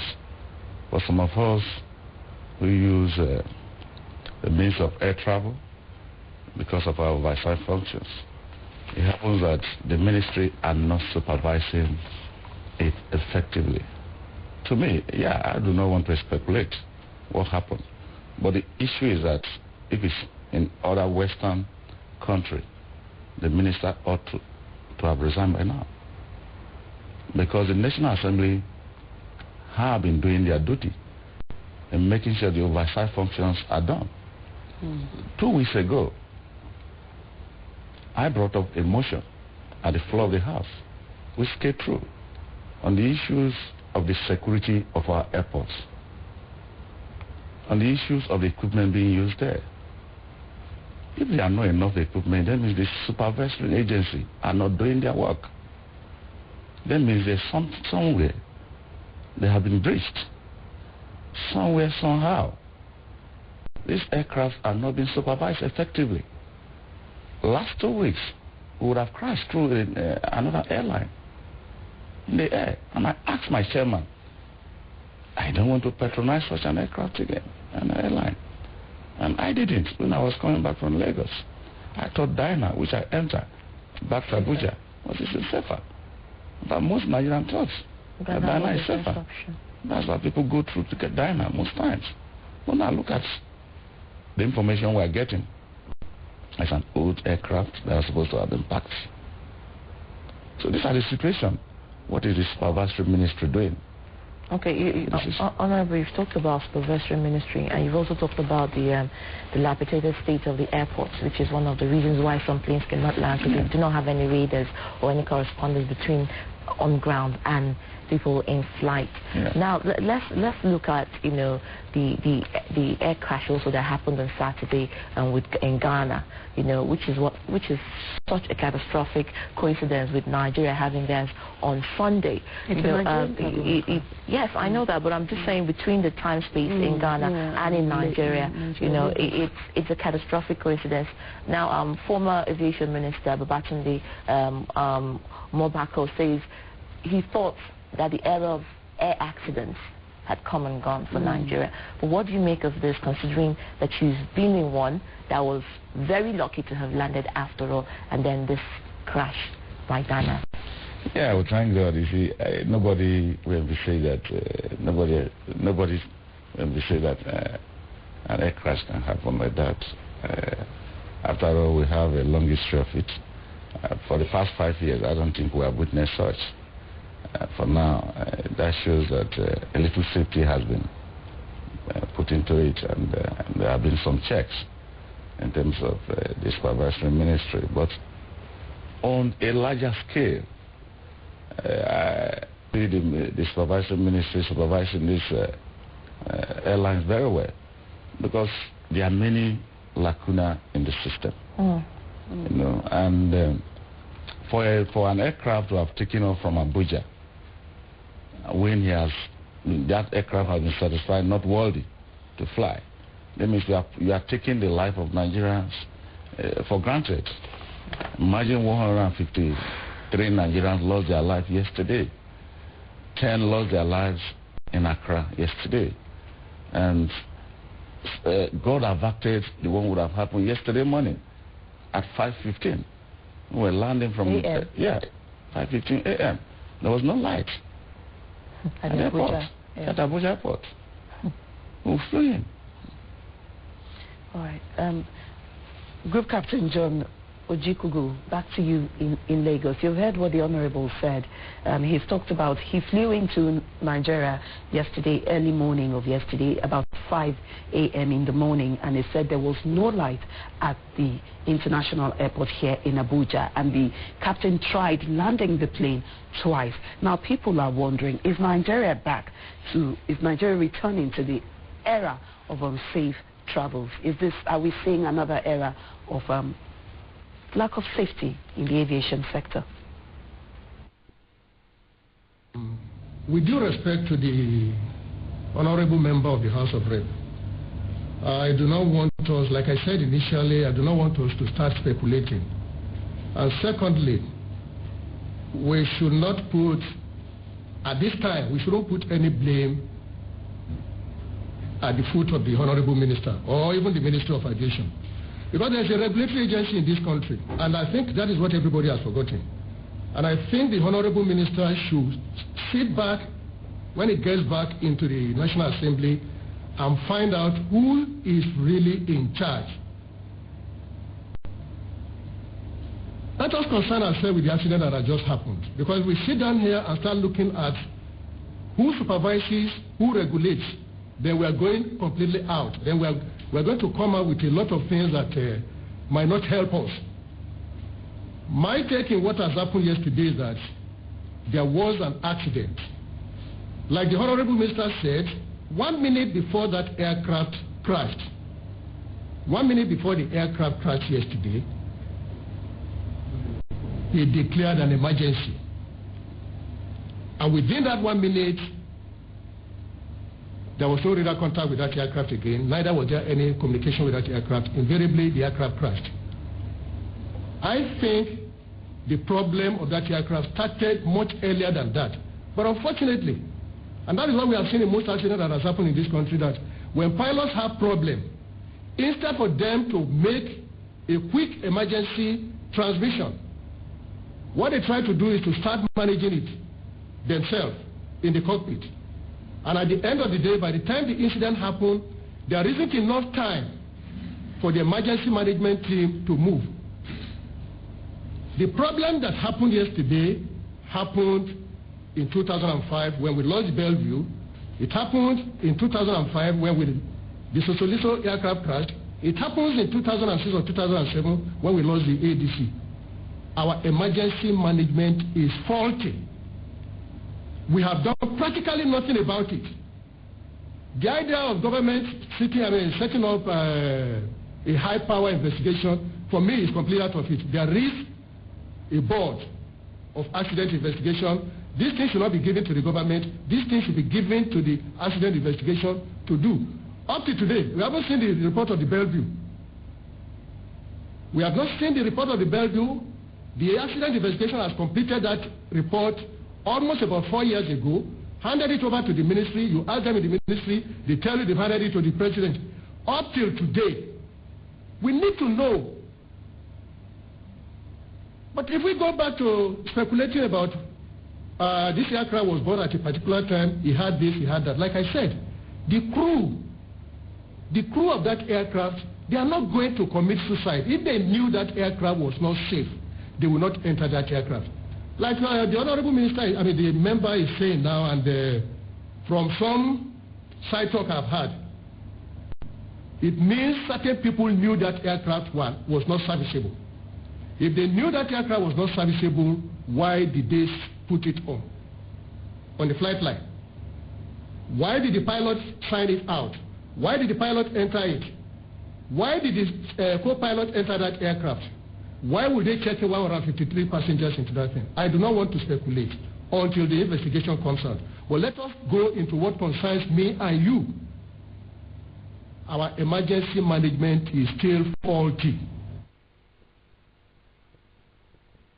You've heard Captain John. He's spoken about emergency units. He's spoken about do not throw the blame at the aviation minister. Now, let's look at what we're dealing with. The aircraft was bad. It was an avoidable accident. And some people say because it was avoidable, some believe that due to the preliminary facts, this was mass murder. I don't know your take on that, because he's saying that people will not know that a plane is faulty and board and just commit suicide. Those are the people who are boarding. The passengers are unaware. But what about the people in the management sector who actually knew that this plane was not supposed to fly? Wasn't there a law or a rule that actually mandates the pilot not to fly a broken aircraft? And that is my question. Shouldn't there be a law like that? Yeah, it's very unfortunate what happened yesterday. You see, the captain agreed with me that the supervisory ministry and the regulating agencies didn't do their work. When you looked at it, you will discover that many Nigerians' lives have been lost through it. And for the fact that the management knew that the aircraft is bad, and they still put that aircraft on the line to convey passengers down to Lagos. I think if such things are discovered through the investigation, the people should be tried. Okay. Because when you allow such things to continue to happen, many Nigerians lost their life through that process. That means people value money than they value life. So people love money more than they love. Yeah, so they should be tried. Such management teams should be tried, because such information might not have been passed to the pilot themselves. Okay. So people should, the investigation should also, review such things. Okay, so you think it's possible that the pilots didn't know? It's possible. How bad the craft was? Yeah, it's possible, because pilot is not an engineer to have satisfied that. If an engineer has satisfied that this aircraft is okay, and that the pilot should flew it. And at the end of the day, it was discovered that the aircraft was not good enough to have taken people to Lagos. Such things, such management things should be tried by this country. All right, Honorable. And if found guilty, they should be convicted. Let's look at how strong and effective are Nigeria's safety regulations, and how do the aviation regulators, do they rigorously enforce safety measures, in Nigeria? Because, well, until now, it's been over 5 years since the last time Nigeria experienced anything like this. do you think this has been because of the enforcement of safety measures in the aviation sector? Yeah, to some extent, that God has been kind to us does not mean that there has been enforcement of safety measures. God has really been kind to us because Nigerians believe God a lot. And we pray always before we enter this aircraft. And just like what I said, before I left Heathrow Airport yesterday, I prayed with some of my members, and we're confident that we're going to arrive safely. And when we are arriving at Abuja here, I told you there was no light at the airport. And important Nigerians were in that aircraft. And I prayed as we were landing. I saw it 1 second. And I thought when God was merciful to us, and we landed safely yesterday. We don't have to be talking much of this. So the practical issue is that the agency, like what I'm saying, and the ministry that was have the supervisory role, have not been doing enough job. But God has been kind to us. That does not mean that we have been doing a nice job. Imagine, okay, we're talking about Boko Haram that happened yesterday in Bauchi. Now the security issues at our various airports are nothing to write home about. And we have cried, the National Assembly have cried several times to the supervision ministry and call on the minister to take urgent step on all this issue, and he has failed. She has failed to do that. And we're talking of supervision. Supervision encompasses that you must check these airlines, whether they are cutting costs or not. The most important thing, the goal of such a supervision ministry, the ultimate goal is to save lives. All right, Honorable. Let's go back to Lagos and talk to Group Captain John Ojikugu, retired again. Group Captain, I'm asking you the same question as I just asked the Honorable. You know, how strong and effective are Nigeria's air safety regulations, and do the aviation regulators rigorously enforce these safety measures?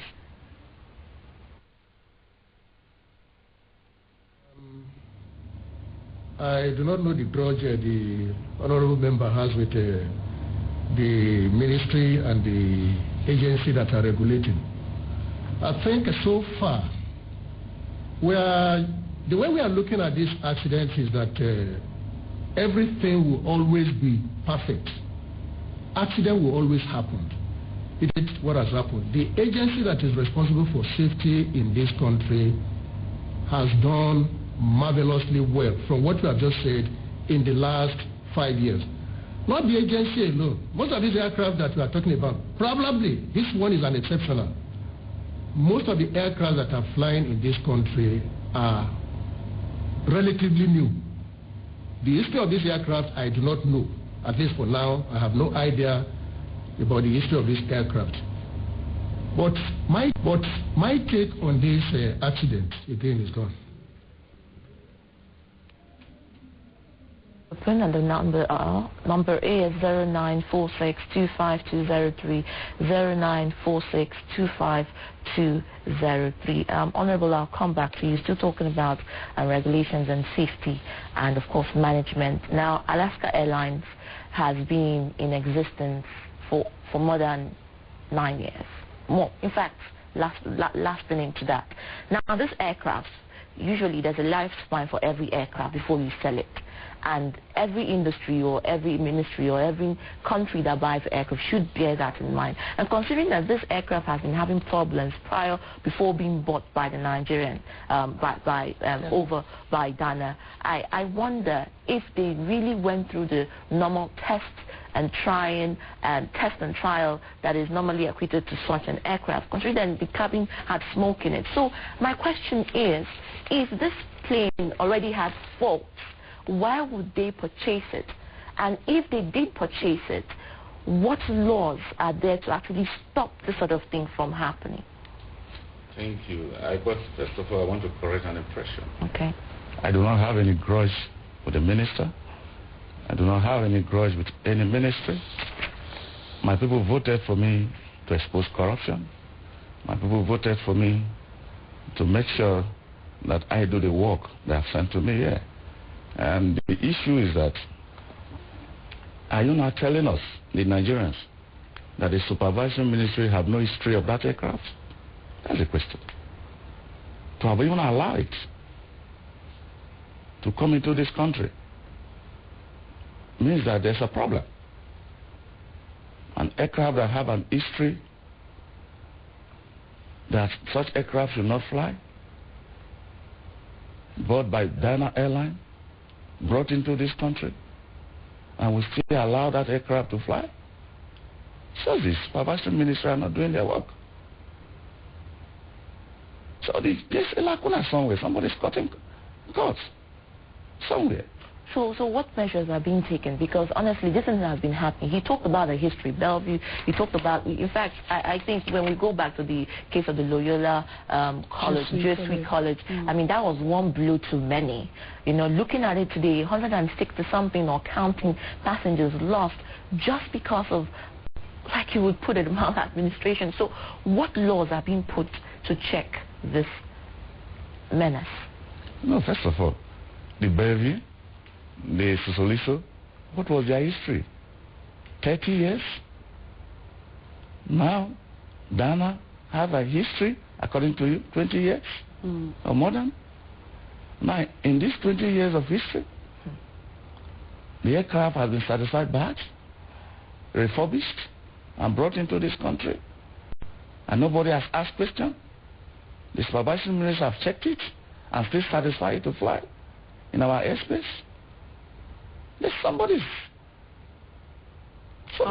apparently not doing their job, because that plane should have been certified by the aviation ministry before it. Another issue is, do they have laws guiding this area? Of course. Right, I'll hold you on They're that. not laws. Michael is, I'm sure Michael has a lot to say. Michael from Abuja. Good morning, Michael.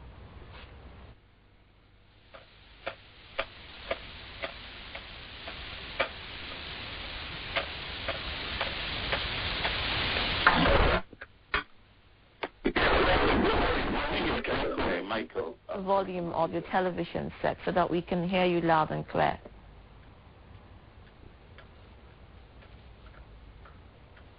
It's so shameful. It's so terrible. Dana Air is an airline that I used to think was very okay in terms of fleet management. I am shocked. That this kind of incident had to happen yesterday. I've been receiving so many BB messages about the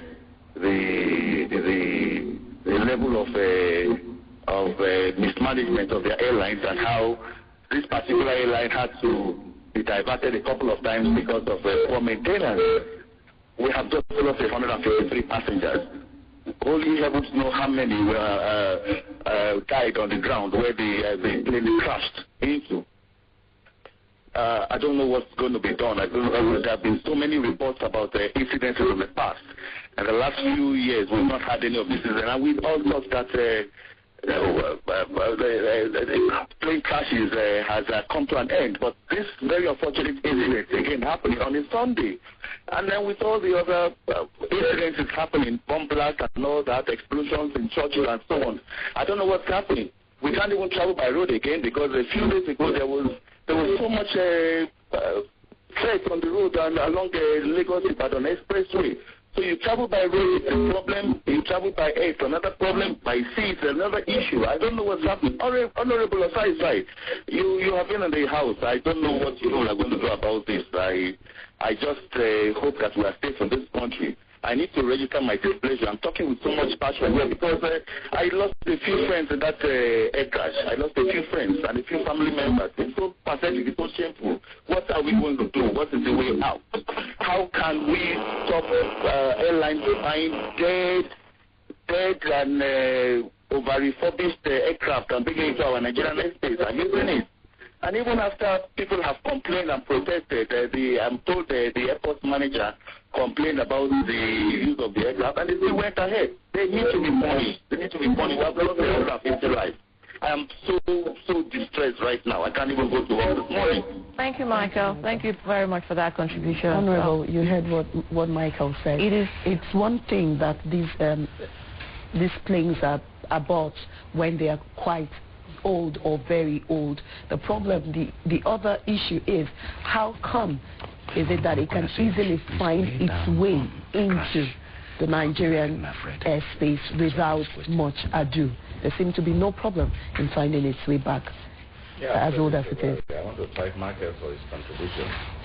It was really a bad day for Nigerians yesterday.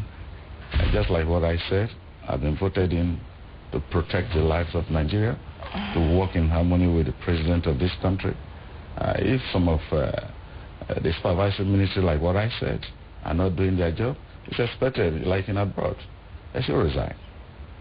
So that another person, we'll have good Nigerians that can take over the position. Beyond resignation, what should we do now from here? What happens? Investigations, probe, the usual thing. Are we just going to see something like the norm? My sister, if somebody is not doing his job to correct the future issues, the person should resign. Let another person take his position. That is the question. Investigation will reveal a lot of things, like what I said. People should be tried and jailed if found guilty. Because if the management have satisfied that these aircrafts are not good, and at the same time, somebody flew that aircraft, it means you've killed 153 Nigerians, including the one that you also kill on ground. We don't know. We don't have the number of people you have killed on the ground. 2 buildings, one a church and a 2-story residential building, got set fire. That is the issue. The issue is something is wrong somewhere.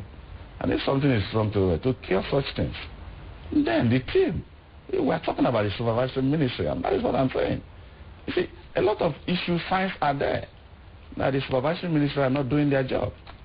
If you can allow a Dana to fly in Nigerian airspace, an aircraft that I'm certified not worthy enough to fly Nigerians, that means the money that the aircraft is going to make is more important than the lives of Nigerians. You see, there's hard time, like in America. American will go for one single citizen of this country to protect that citizen. And that is why we have been voted in, to protect. We have to protect the citizens of this country, not the money we're getting from our salaries in the National Assembly. National Assembly is doing its work dutifully very well. Our vice function has been very, very effective. The Committee of National Assembly has been doing their work. We have been calling on the minister on several occasions to do his job. Okay, talking about job, we have Aliyu Tijani from Abuja Airport. Just before I go to Lagos to Captain John. Aliyu, good morning. Please, may we have your contributions, please? Good morning. My name is Aliyu Tijani. I'm calling from Abuja Airport. The flight has problem over a week now, and they're complaining about it. They should not use the flight, so they still fly and see what that costs to Nigeria now. Please, the Dana has to be punished for that. That is my contribution. Thank you. Thank you very much, Ali. Obviously, knows about that. I think that is really sad. That is coming from Abuja. Very sad. Well, I'll go over to Captain John in Lagos. Now, Captain John, this kind of incident happens all over the world. I'm sure that is not only Nigeria that is new to air crashes. But how should Nigeria react to this? Considering, your take on what's happening, how should Nigeria react to this in your own words? I think from what I've heard from various people now, it appears as if quite a lot of people within the industry and outside the industry have some information about the airworthiness record of this aircraft. And if we do, aside from the regulatory agency, who is supposed to do his job, if we do, how many of us have made this information available? What I know is that there is a regulatory agency that should have certified that this aircraft at this particular time was serviceable. It's as good as you having a car that you just picked out from the workshop today, and then you put it outside and you drive it and it has a breakdown on the road. That is the way I want us to look at it for now. And like I said, I do not want to speculate, because the incident, the way it happened, require a thorough investigation. The president has said so, but my take on it is that we should allow the agencies that are responsible to do their job. The ministry does not supervise safety of an aircraft. There is a regulatory agency. The ministry is a policy-making body.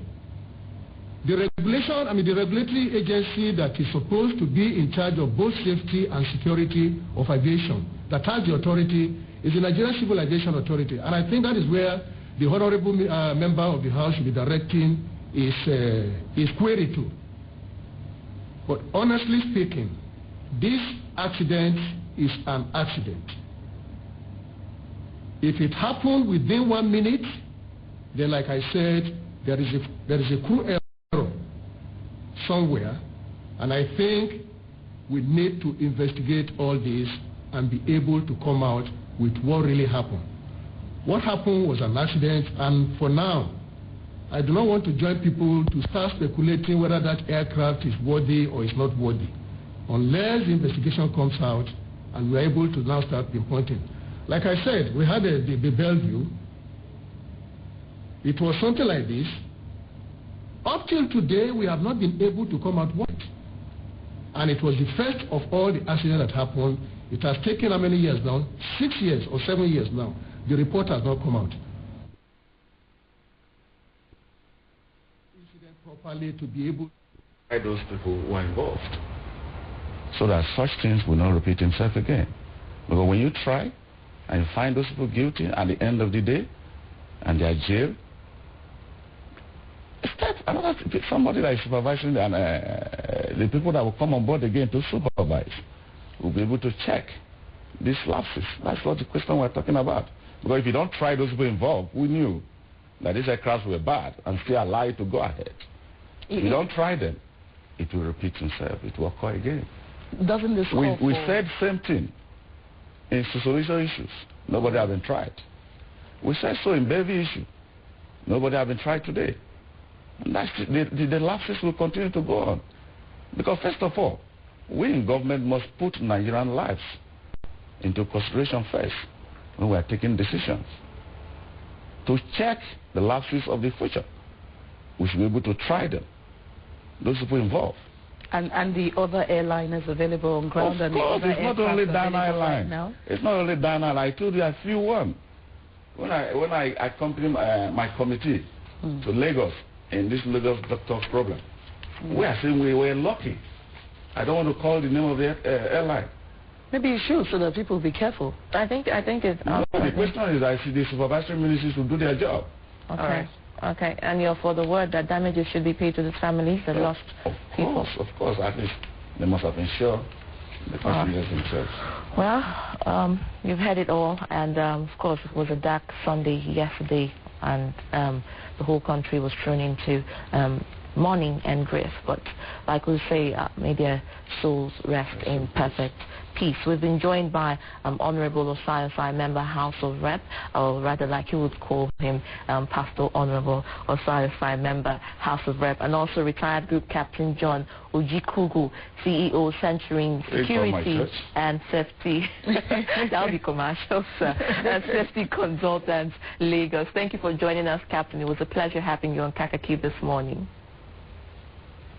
And of course, we've been joined by many other people who contributed through their phone calls, Michael, and of course, many other people who were not able to get through due to the traffic on the call. But we'll be right back after this time out for Pan Africa. Stay with us.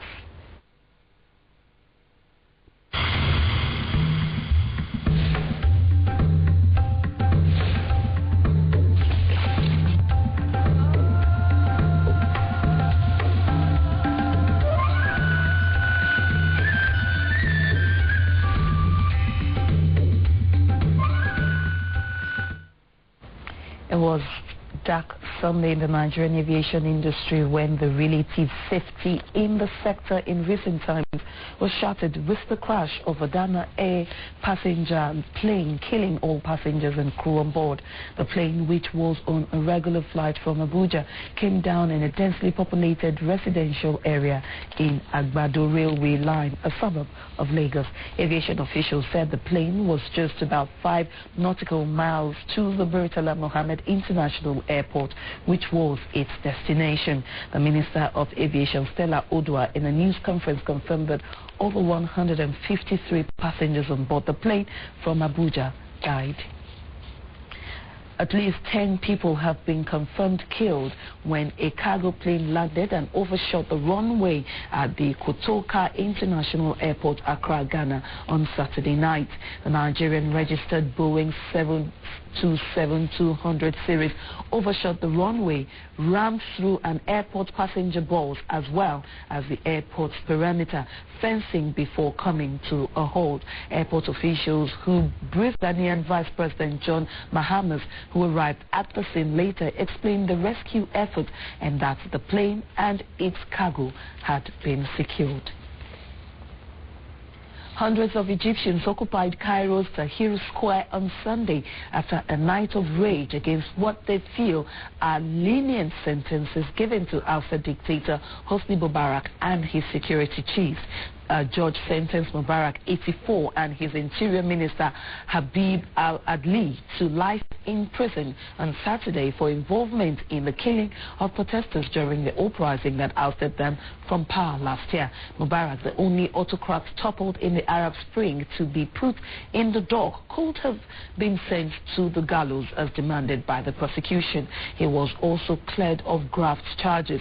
6 police chiefs were acquitted, and Mubarak's sons Allah and Gamal had corruption charges against them dropped on a technicality, prompting protesters to take to the streets in Cairo, Alexandria and other Egyptian cities.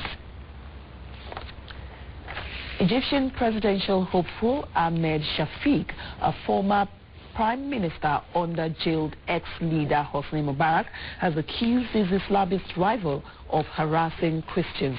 Shafiq, who was speaking as protests continued in Cairo over the outcome of Mubarak's trial, said the Muslim Brotherhood aims to create a sectarian state. About 1,000 anti-Mubarak activists remain in Cairo's Tahrir Square, angry that he and his 2 sons were acquitted of corruption, and 6 former police chiefs also escaped punishment. Ivory Coast Ministry of Mines has revealed that the country will lobby for the lifting of a United Nations ban on its diamond exports at a meeting this week. The ministry's official heading the lobbying effort, Fatia Mata, first argued that stones are no longer a threat to the country's stability now that its civil war was over. The UN Security Council slapped an embargo on the West African nation's diamonds in 2005 to prevent their sale from funding arms purchases and fueling the conflict, which began in 2002. Israel may jail illegal immigrants for up to 3 years under a law put into effect on Sunday. An Interior Ministry official said a measure aimed at stemming the flow of Africans entering Israel across the porous desert border with Egypt.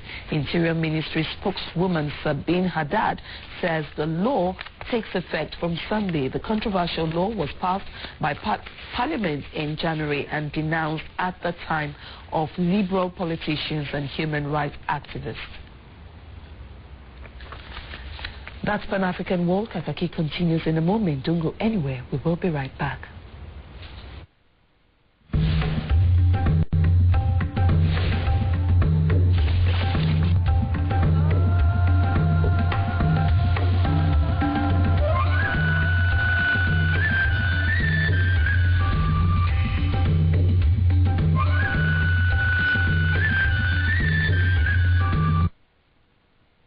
It's just a bunch of prejudices about the different communities, but nothing substantial about the cause of the conflict. It is becoming expensive to have you there.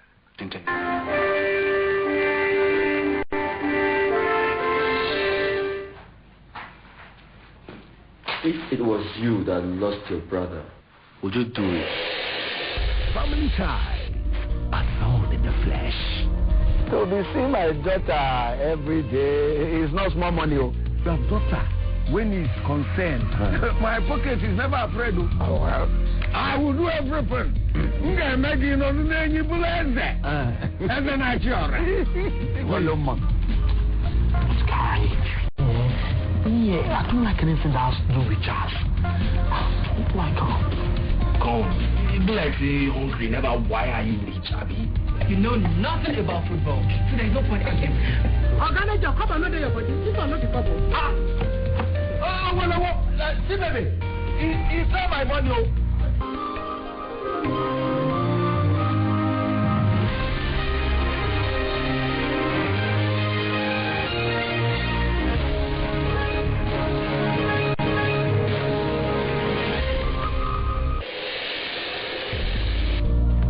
3 nurses and a doctor.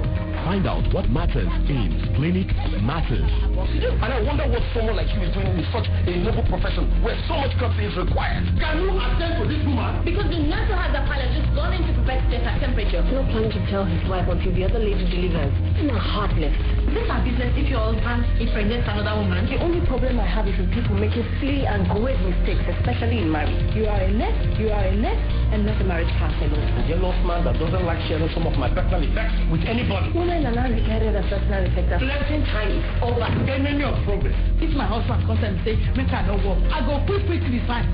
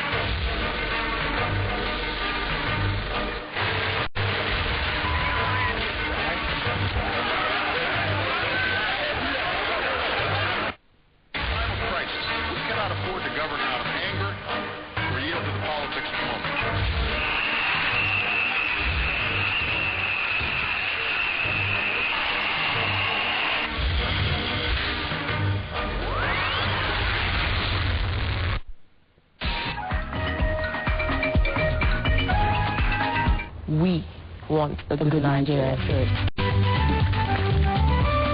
People that are benefiting are the IOCs. Why? Because they have a tax regime, a royalty regime that was framed over 42 years ago. Good ball in. Still with Morocco. Tony. Explore Africa. Encounter Africa. Engage Africa. Enjoy Africa's compelling, exciting, and breathtaking experience with Kaakaki, the African voice. What has been failing before was that Nigerians became so docile. They didn't ask questions. They don't show interest on issues that are really burning their fingers and even affecting them on the cancer that is eating the nation. We have a government that is accomplishing so little because it is attempting to do so much.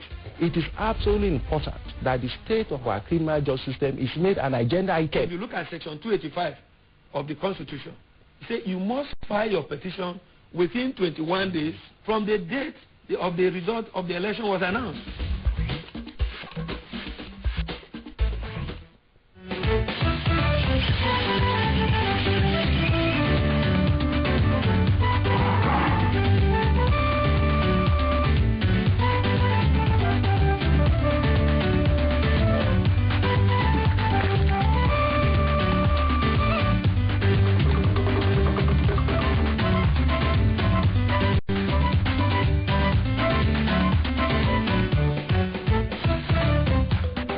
Explore Africa. Encounter Africa.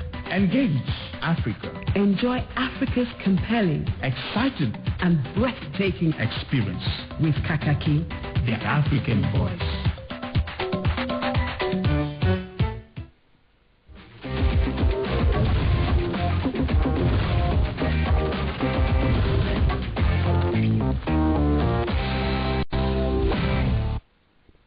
Very good morning to you. This is still Kaakaki, the African Voice. Now, time for us to look at what the headlines on all the newspapers are saying this morning. And we start with The Nation. The Nation is talking about Levi Ajonuma, General, 151 others die in plane crash. Ahiokumo's son, family of 5 among victims. Jonathan declares 3 days of mourning, which is coming on as the rider in The Nation's newspaper. Of course, I've been joined by Mr. Yomi Odunuga from The Nation's newspaper, and we just read the major headline stories. What is your take on that, considering the crash this morning? Good morning. How are you? Good morning. Well, I think it's a very tragic incident, coming against the backdrop of the many tragic moments we've had in this country, this is another low in the history of our country. And it's an unfortunate incident, whether it's a natural accident or whether it was due to pilot failure, pilot error, whether it was due to whatever. It's just an unfortunate incident, and the whole nation is mourning now. 3 days. 3 days in mourning as declared by the president. All right, let's look at Nigerian Tribune and Lagos plane crashes, how they have referred to it on their front pages. It says Lagos plane crash, family of 7, 3 generals, spokesmen, 142 others dead. And that is the major headline story on the Nigerian Tribune. Riders are going as number of casualties on ground yet to be ascertained, and how the plane crashed into building, eyewitnesses say. And of course, Jonathan declares 3 days of mourning. Now the numbers keep reducing and increasing. Now Nigerian Tribune is saying 142. The Nation says 151. And of course, we've seen the mandate list come up. Yesterday, I think they were at the point we were earning something like 154 in the plane, later 153. But the casualties on the ground. Well, if a plane, for example, crash into 3 buildings, you expect, with the population of Lagos and the way people live, you expect that there will be many casualties. That probably today we'll begin to get clearer picture of the number of people that died actually on ground. Considering it's a plane crash. And we also learned about the crew members, 6 or 7. They are not really sure now, 6 or 7. When you add that to 153, that's about 160. Yes, indeed. Well, let's look at this day newspaper. This day is still talking about the air crash that happened, of course, on Sunday. It says 3-day mourning for 153 air crash victims, and that is coming from this day as the major headline front page story this morning. Now, top of the masthead, let's go to Bauchi. 12 killed, 27 injured in fresh bombing, and of course, 50 feared dead in Nasarawa communal clash. Now, as against the air crash, which has thrown the country into mourning and grief. Other people are mourning for different reasons. We're talking about. Yesterday, somebody painted a picture this morning on the radio. Said it was like a cloud of tears. Everywhere you go, you see blood everywhere. In Ibadan, 3 days ago, you have 2 accidents that many people died. In Ghana, one of our cargo aircraft overshot the runway and 10 people died. And I mean, if you start asking question, what is happening? But beyond all this, the most important thing after the morning, I mean, if a plane crashes, it's not just about leaving it at that, saying it's God's way. They just have to get to the root of this particular crash. Is it that, as we have been hearing, that there was the plane was not really good for flying. It was undergoing repairs and all that. We need to get to it, because when you lose over 160 people in a day, then we must be able to account. We should be putting value on lives in this country. And now look at the state of insecurity in Bauchi. 12 killed. It's terrible. I was just thinking about that yesterday when this one came in. I said, wow, what is happening? Pity. All right, let's go to Daily Sun. Daily Sun, let's see how sunny Daily Sun is this morning. Well, not very, considering the headline, the major headline story. Still talking about the tragic weekend, as is referred to it. Akimo's son's minister's husband, Livia Jonoma, 162 people, others perish as Dana plane crashes in Lagos. And with the rider saying NAFDAC chief loses wife and only daughter. And that is coming, Daily Sun newspaper. It's also talking about, brought us to Ghana this time. It said 10 dead, 43 injured as Nigerian cargo plane crashes in Ghana. Just look at that. Just look at that headline. Look at the number of people, the families that will be crying this morning, weeping over their lost ones. Yesterday, all my phones were bombarded because there was a name there that was one of our staff bear the same name, and people were already insinuating that one of our staff was there. We had to be saying no, it wasn't him. But whatever it is, people lost loved ones, and it's so terrible that it will happen just 3 minutes to landing. What could have gone wrong? That's what we should get to, because every time there are incidences like that in Nigeria, after 2-3 months, even when they say they're investigating, just pale into it, and something else takes over. It shouldn't happen this time. If it is true that plane was not supposed to fly, let them come out and tell us. I mean, it's not something we just, because if you get to the airport today, you see people who still want to fly. Let us know whether it's safe to fly or you just go on the road and then risk all the whatever you have on the road, and then you get to your destination, you lose your life. That is still bordering on regulations as well. Yes, it is. It is. We have regulatory agencies over this matter. We don't want to start speculating now, but already people are saying that they have been having issues in the last 3 weeks with that particular aircraft. If you read... Yes, indeed. It was not supposed to fly, and people insisted that it fly. Yes. All right, let's look at leadership and see what they're leading this morning. As all the newspapers have stated categorically, they're still going with the Dana aircraft story. It says 153 passengers, 30 residents killed in Dana airline crash.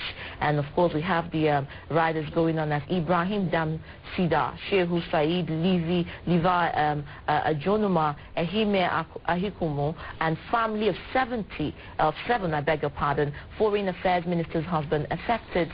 No survivor, says NCAA. And of course, with another rider, St. Jonathan declares 3-day mourning and flight manifest on page 6. And that is the wow, that's a lot of story. But the headline says 153 passengers, 30 residents killed in Dana airline crash.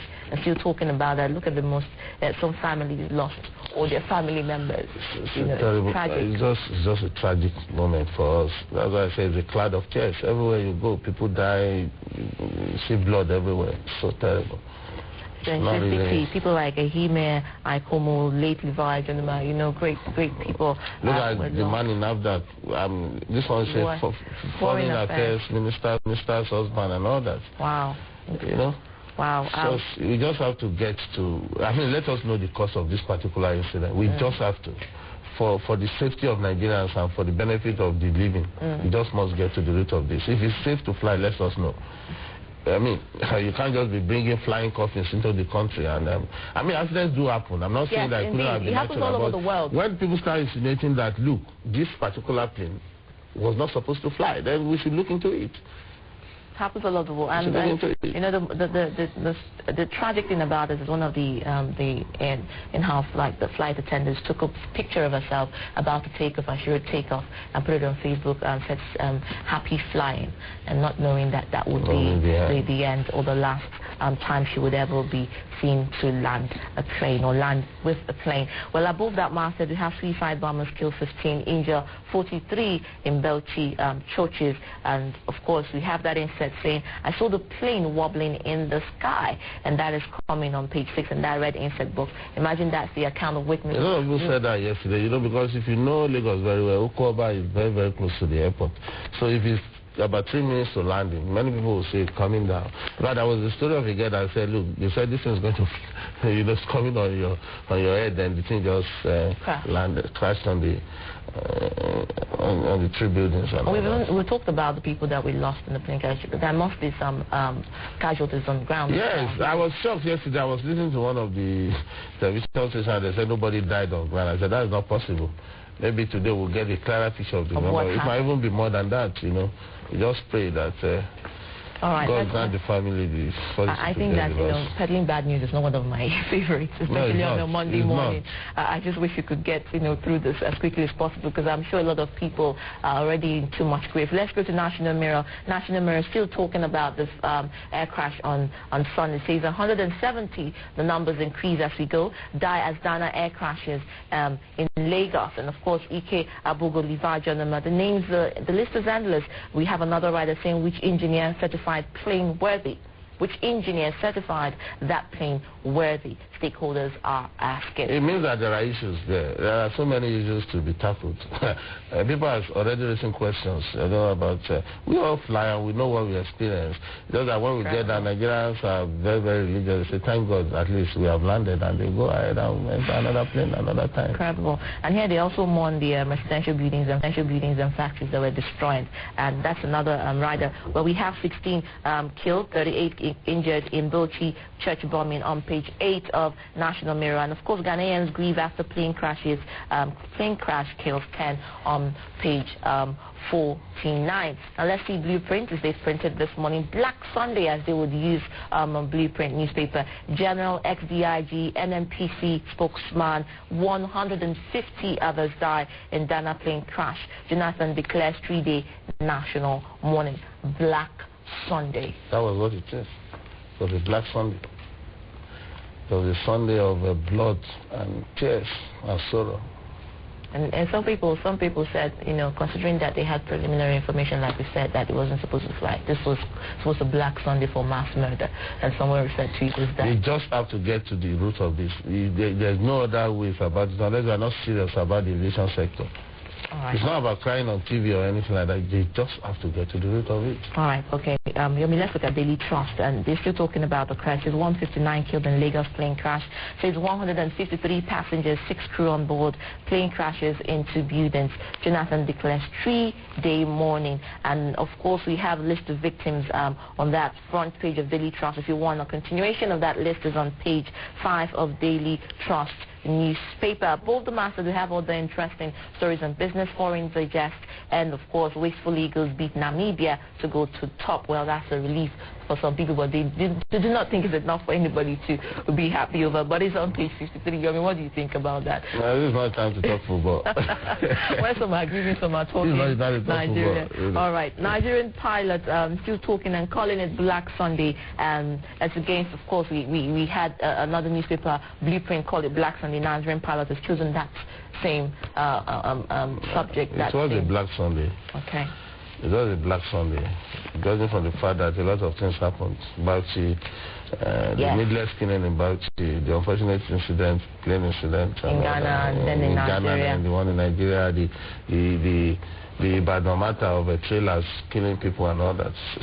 It was just a bad weekend for Nigeria. That was horrible. It was a bad weekend for Nigeria. The story was horrible. Now let's look at how they put it here. It said House 167 people perished in Ghana plane crash, Bauchi church bombing, and of course an eyewitness said from this point of view, a different eyewitness said, I had a bang, then smoke everywhere. And that is how the witness, as according to the other person, saying, I saw the plane wobbling in the sky. If you had watched some of the shots yesterday on TV, you will know that you will grieve for Nigeria in the sense that we have not reached that level that we have said, look, we have a way of doing this rescue operation. A place crashed in a place, and before you knew it, over thousands of people were there, and even the evidence, I was just wondering, how would they get evidence to even get to the root of this matter? Were they able to get in to retrieve the black box and all that? But I saw somebody coming out of the damaged cockpit, one of the rescuers, so to say. I don't know. Unless they bring in experts and to check for DNAs and all that. If you have DNAs. I hope so. Well, above that mark said we have bridge banks to go when capital market stabilizes, and that is coming from AMCON. And below the mark said we have all those thriving stories. Supreme Court rules on Benue Guba today on page 2. That is continued on page 2 of the Nigerian pilot. And of course, we have Kanich, the nation mourns. And of course, that is still talking about the Ghana plane crash, which killed, well, according to Nigerian pilot, 167 people. And in the insert box, we have Fashola Shomole mourn on page 3, and 4 suspected highway robbers killed in Ogun State on page 4. Now let's move to international news track. They're still talking about, well, for some, they have the story here, but for some interesting reason, they have moved away from the crash, and their headline, their major story, is talking about Nigeria's 25 undemocratic governors. And that is coming from international news track. Now, why would this be a center point and a thriving story for them as a case?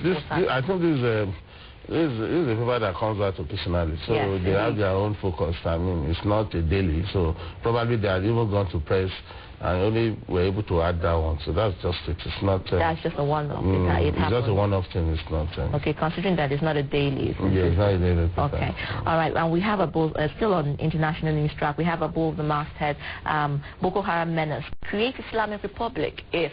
And that is coming from Bishop Akinola, page 28 on international news track. We have other stories, distinguished senators and honorable rogues, and that comes in a question mark on page 6. Indeed, Yomi here is snuffling his giggle. We have governors have pocketed LGAs, and coming from Mantu on page 30, and the untold story of Malibu oil deal and APCA crisis. Don't insult Ojukwu or Wazirike once or me. Fresh facts still bordering on 2015 elections, which is different from the crash that we've been dealing with. Says 2015 presidential election, it's 2-horse race in the middle belt. and that is what's coming from. That's their concern for now. It's, like I said, these are papers that probably you call them magazines. I mean, they just come out once in a week or twice, or at times monthly. So they have their focus. So and it's interesting. The writer goes on a rough road for Buhari's ambition, considering he's come out to state his interest in the